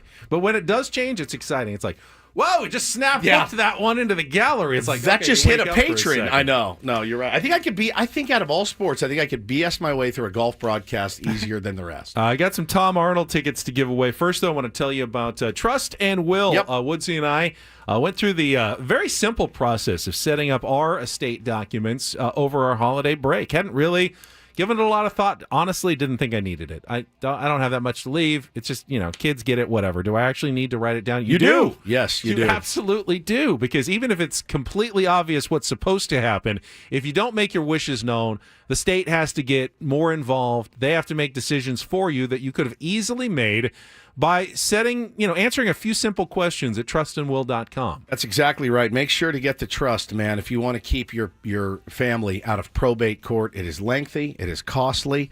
And even with a will, probate is unavoidable. So only a trust can help you bypass it entirely. Make sure you get that done. Very simple to do at trustandwill.com. All you have to do, go in, and again, they'll ask you a series of questions. You put in your answers. It's very simple. Took about 20 minutes to do it. I feel much better. There's a sense of relief that I have from getting this done. Secure your assets. Protect your loved ones with Trust and Will. You'll get 10% off. Even if your estate's like $500,000. So like a house, basically. Yeah. If you don't put it in a trust, there could be up to like $25,000 in probate fees that you could avoid. That's exactly right. You could avoid. So again, go to trustandwill.com, use the code San Diego, all one word, get 10% at checkout and free shipping of your estate documents at trustandwill.com, trustandwill.com. If you want to win the Tom Arnold tickets, call in now, 833-288-0973. He is coming to the National Lampoon Yellow Door this Saturday. Grab tickets at nlyellowdoor.com/San Diego to see Tom Arnold or win them now. Third caller, 833-288-0973. Back with more Ben and Woods after traffic here on 97.3 The Fan.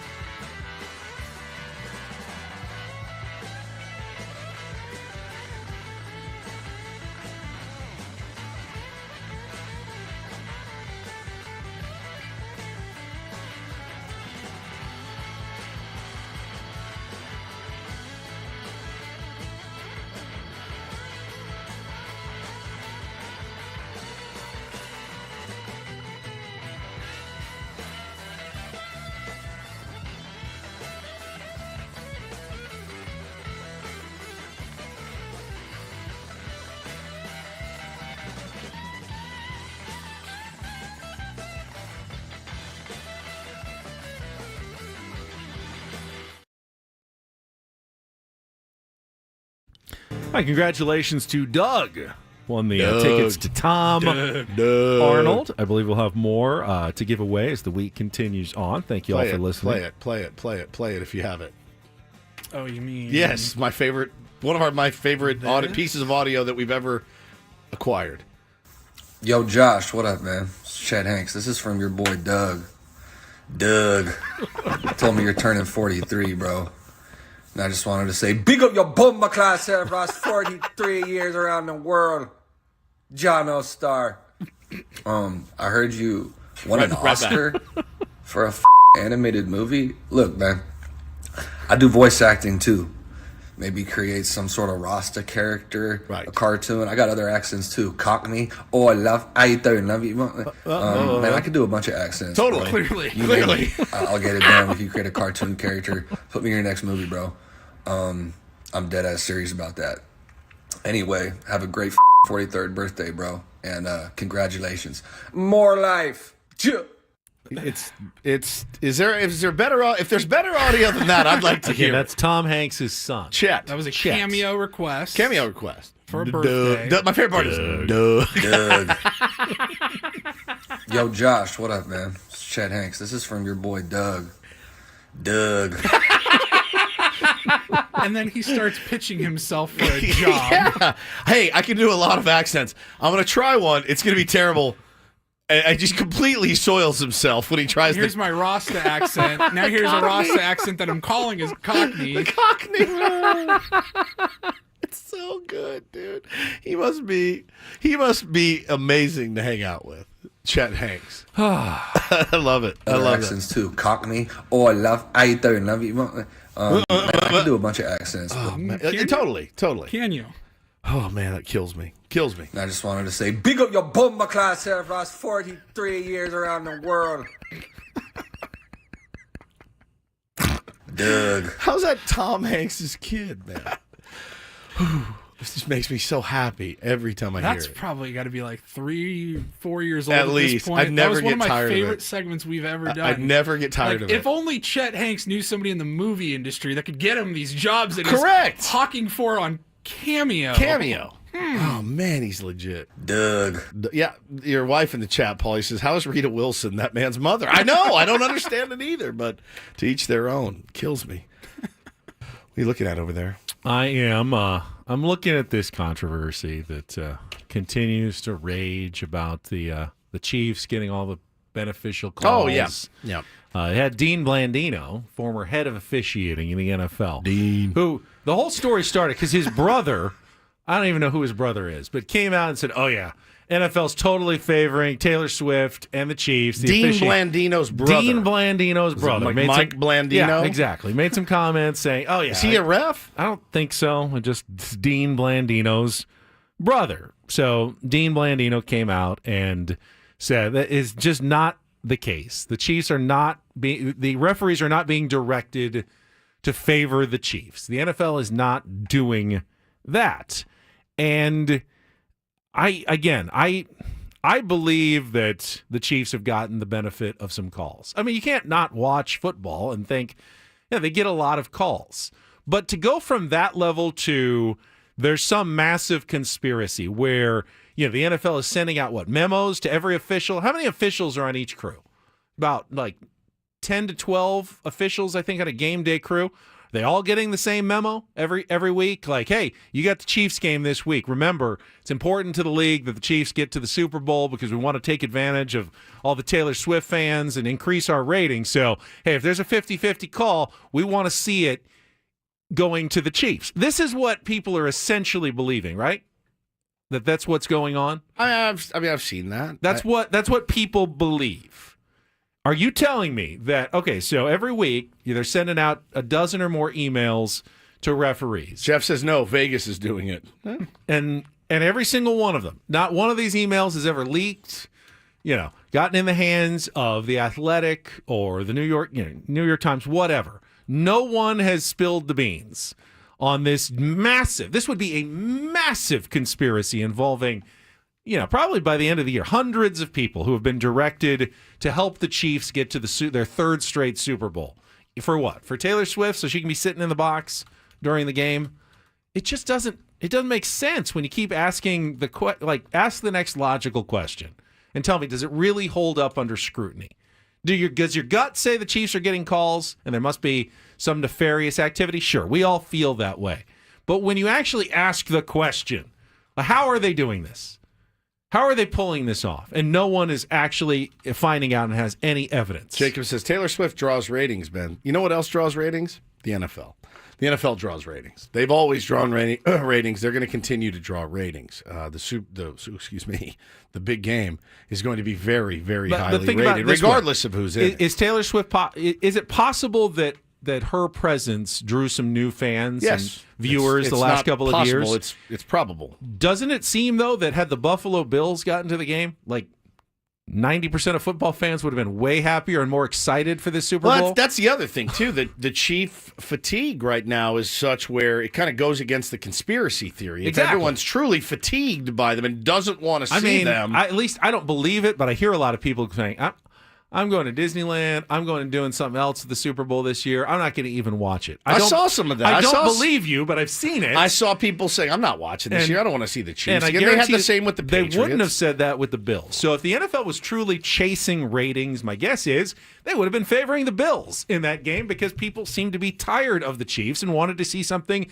different in the championship Josh Allen game. has a very famous fiance, right? Haley Stanfield. So, I don't know. I think it's dumb, but I thought you were talking about the controversy or the conspiracy theory that this was all predetermined from before the season even started. People have pointed out that the Super Bowl 59 logo, Super Bowl is going to be in New Orleans.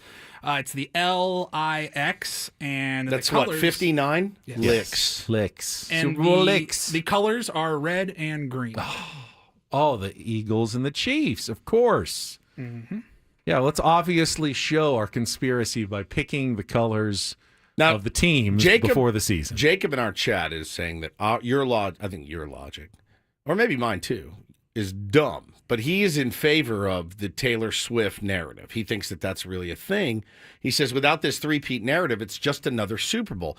Look, when it comes to the Super Bowl, I don't know that you could ever couch the Super Bowl as just another Super Bowl. It's the biggest. It will remain the biggest until I can't even think of anything overtaking it. I think the Super Bowl has the biggest ratings every year. Every no matter year, what. they get the most money for the ads are out $8 million per commercial at this point. Think about what would have been the worst appealing matchup of the teams that made the playoffs, like the Chargers and the Commanders. Potentially, they still would have spun that. Massive. Look at this turnaround from the Commanders the rookie franchise and Jim Harbaugh. Justin Herbert. Jim Harbaugh takes the team to a Super Bowl in his first year back. It's funny though. I will avoid any and all Super Bowl coverage until kickoff. It's the most annoying. Yeah. You're so saturated by it, but man, the pregame for it and the weeks leading up to it it's unbelievable. So look, like I said, I'm going to be locked in on the big game. We all are. We're like kind of prisoners to it. I mean, imagine going through the day without watching that game. Right? There are people that do it, but I'm not going to be one of them. And I'll actually be playing some underdog when the big game's going on. I can tell you that right now. California sports fan. Ben-esque segue right there. Many would say it's Woods-esque, too. I've got good news. Underdog available to play right here in our state. The best place to cash in on all of our takes during the big game. Which players are going to go off, which ones are ice cold. The best app at your big game party is actually right there on your phone. It's Underdog. With over 5 million happy players, 2 billion won, Underdog makes it fun and easy to cash in on all your favorite athletes' performances.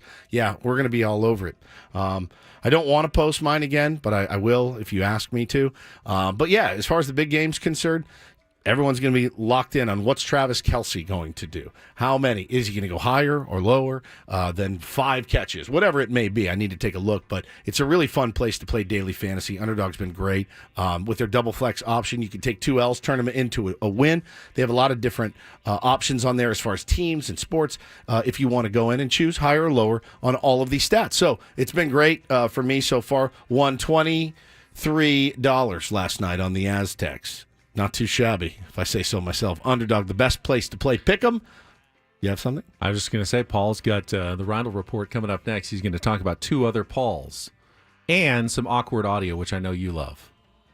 Is it more awkward than cutting me off in the middle of a You commercial? cut yourself off. Download the app, sign up with promo code WOODS, and deposit now to get to $1,000 in bonus cash instantly. Use the promo code WOODS. Must be 18 and over. Present in a state where Underdog Fantasy operates. Terms do apply. I was going to jump in. Concerned with your play? I was going to jump call in at the end. 1-800-GAMBLER or visit ncpgambling.org. I wasn't going to interrupt you. I wasn't going to wrecking What is ball happening? it. I was just going to come in at the end and tease our next segment like Then I'm why didn't supposed you to do. wait? Because Wood said you have something to add. What am I supposed to say? Just no?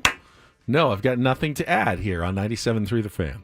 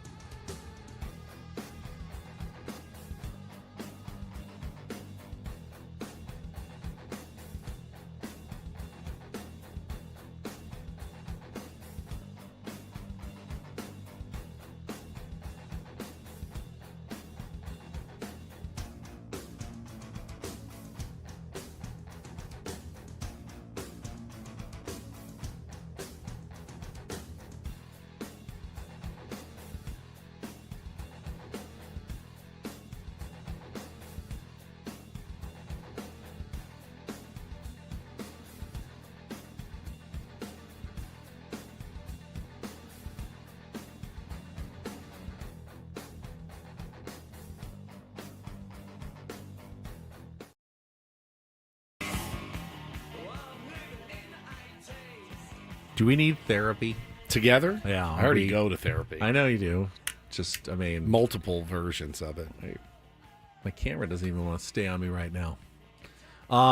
Yeah, I'm sorry. I wasn't trying to spin you out or anything. I just wanted to... So weird. Just wanted to throw in a little excitement for the Rindle Report coming up here momentarily. Yeah. And you had that confused look, and you asked me what I wanted to say, so I just jumped in and I said it. I figured either you were done or... I thought you were going to weigh into my underdog spot, which would be weird. That would be weird. Right.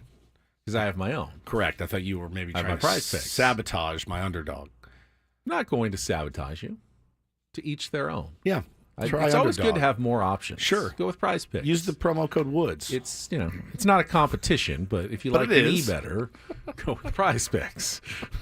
If you like someone that will actually listen to you and not interrupt you, check out Underdog. The thing I know is I think we need to get me a FanDuel endorsement. DraftKings. No, that'll be good. That'll be good. Like, all right, pick your poison. We'll work on getting the Rindle Report sponsored by another daily fantasy site. It is coming up right after a check of traffic here on 97.3 The Fan. From the 855 Get Ross Traffic Center, protecting San Diego after accidents or injury, here's Kelly Danick. Guys, got a number of problems wrapping up our morning drive. Crash blocking the 2 left lanes on South 15 near University. Also crash the clearing stage on southbound 5 past Civic Center. Those cars are over the right shoulder. Also, westbound 54 past the 805. There is a collision over the right shoulder. And traveling on northbound 805 before Balboa, we have reports of a collision involving a car and a semi. They're over to the right shoulder. I'm Kelly Danick with Ben & Woods, San Diego's #1 sports station, 97.3 The Fan. And get things started here with our today's edition of the Rindle Report. Now tuned into the greatest. Welcome to the Rindle Report with Paul Rindle. Hi, Paul. All right. 2 stories from the world of sports that we haven't gotten to yet. We'll start off in Major League Baseball. And 1 story that you didn't know you needed. Are you laughing, biatch? It's the Rindle Report Hey, Paul, how you doing? Okay, how are you? on 97.3 The Fan. Are you ready to bless the mood? I need some help, please. That was good. Can I get a oh yeah? Oh yeah. All right. All right. All right. Good morning, gentlemen. Good morning. Let's start. But before that, this segment of Ben & Woods is brought to you by Robert Half. 9 out of 10 hiring managers are having difficulty hiring. Robert Half is here to help. They're recruiting professionals I'm utilizing looking forward to getting to the gym today. winning AI to connect businesses with highly skilled talent. At Robert Half, they know talent. Start off with some awkward. Visit roberthalf.com roberthalf.com/talent today. Maybe I just lean into my interrupting villain here. The interrupters. All right. We will start off with a little sports media. Some very uncomfortable, awkward moments yesterday. This was I'm not familiar with this show. It was on ESPN2, Unsportsmanlike. Never heard of it. And Chris Canty and Michelle Smallman and Evan Cohen were on the show talking a little football, talking about the Super Bowl, talking about Jalen Hurts in particular.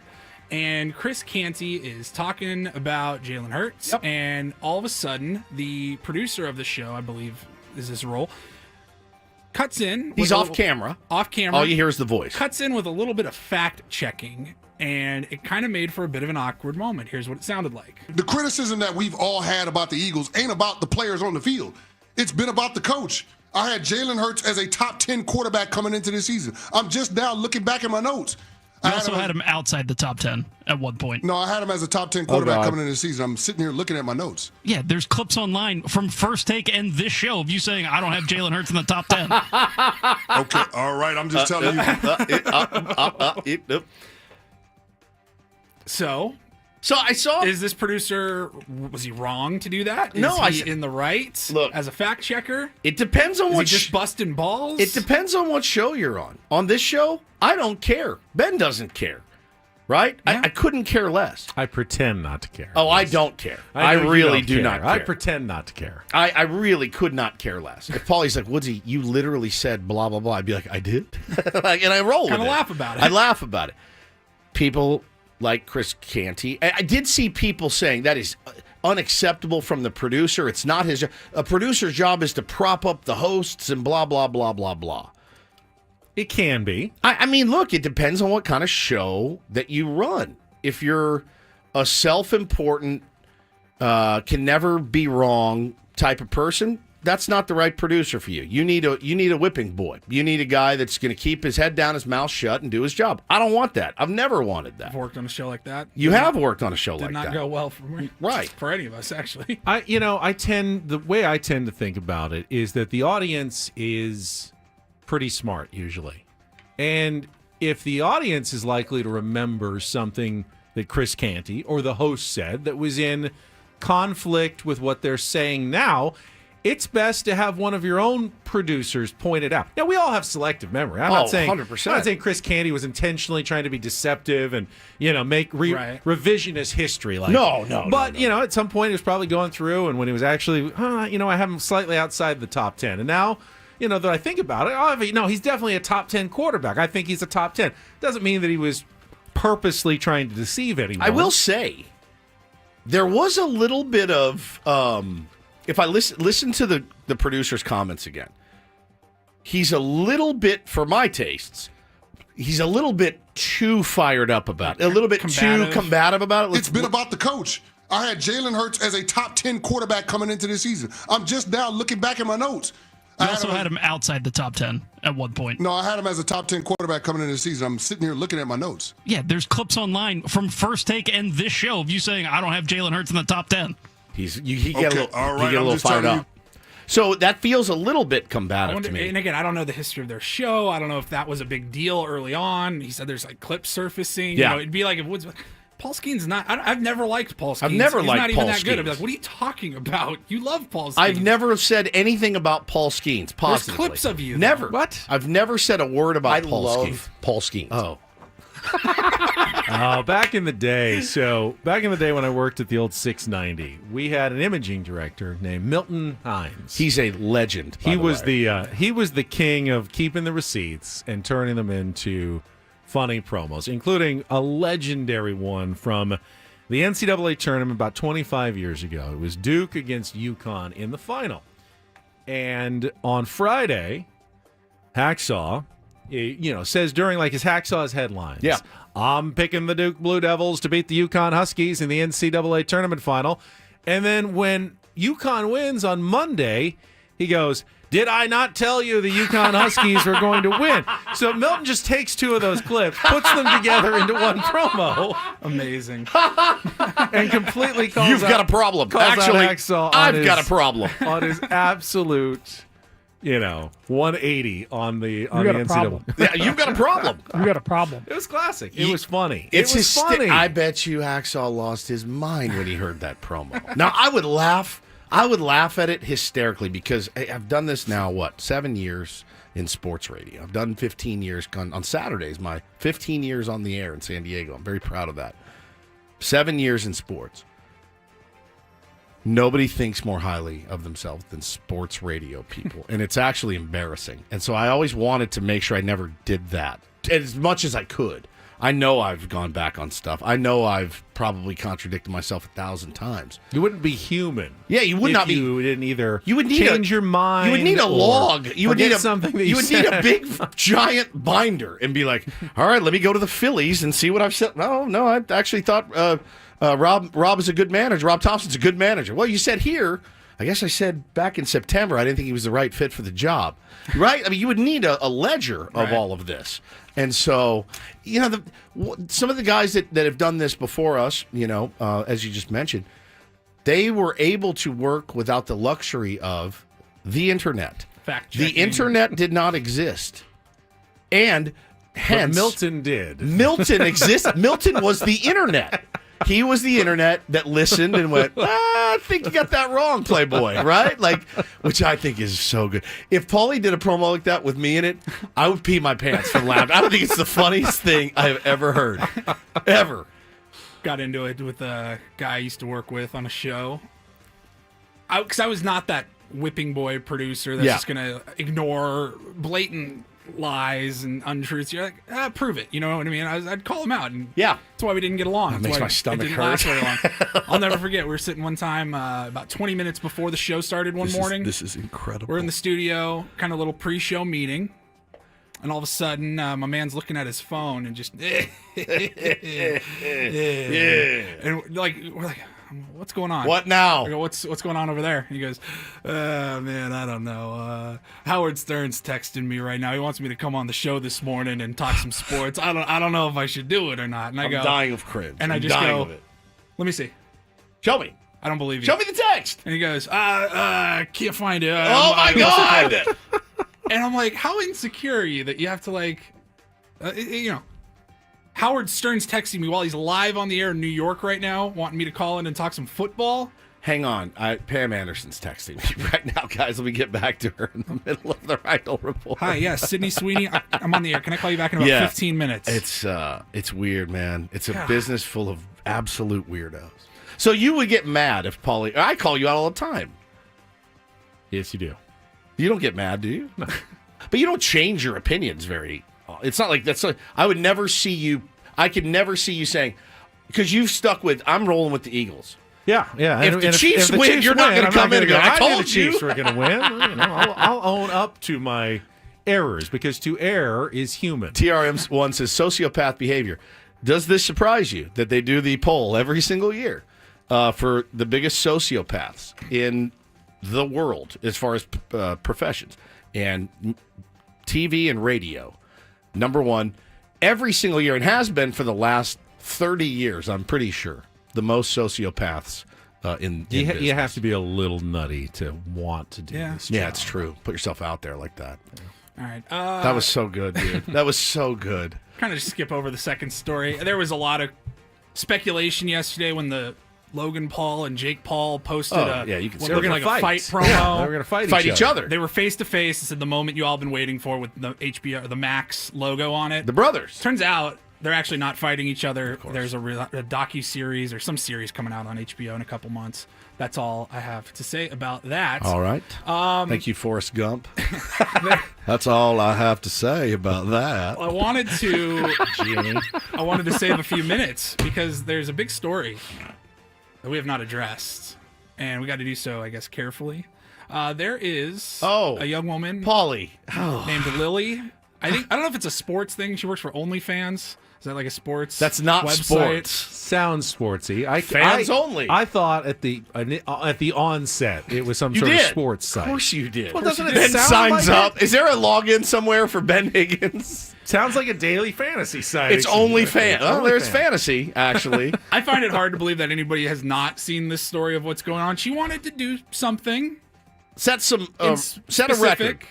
Set a world record. She wanted to do this one thing 1,000 times with 1,000 different men. Yeah, you get in a 24-hour span. If it was a sports website, I want to make 1,000 free throws in one day. Okay. Yeah. Okay. Guinness Book of World Records. Right. So while Lily was trying to set a world record of making 1,000 free throws in 24 hours, right?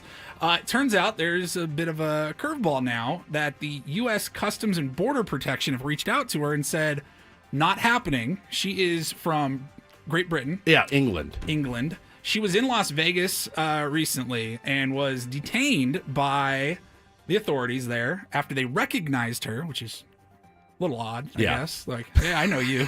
I've seen really? you. How do you know me? I've seen you in the news. They told her if she wants to go, she's on a travel visa, I believe, right. A work visa, and that if she goes through with what she had planned to do in Las Vegas, that she would never set foot on U.S. soil again. So she had to at least postpone, if not completely torpedo, her plans to do that. I'm more interested in the math of it all. Oh, a lot of people are. So 1,000 divided by 24 hours. Is that what you were doing on your phone? Oh, my God. Oh, my God. Is 42 per hour.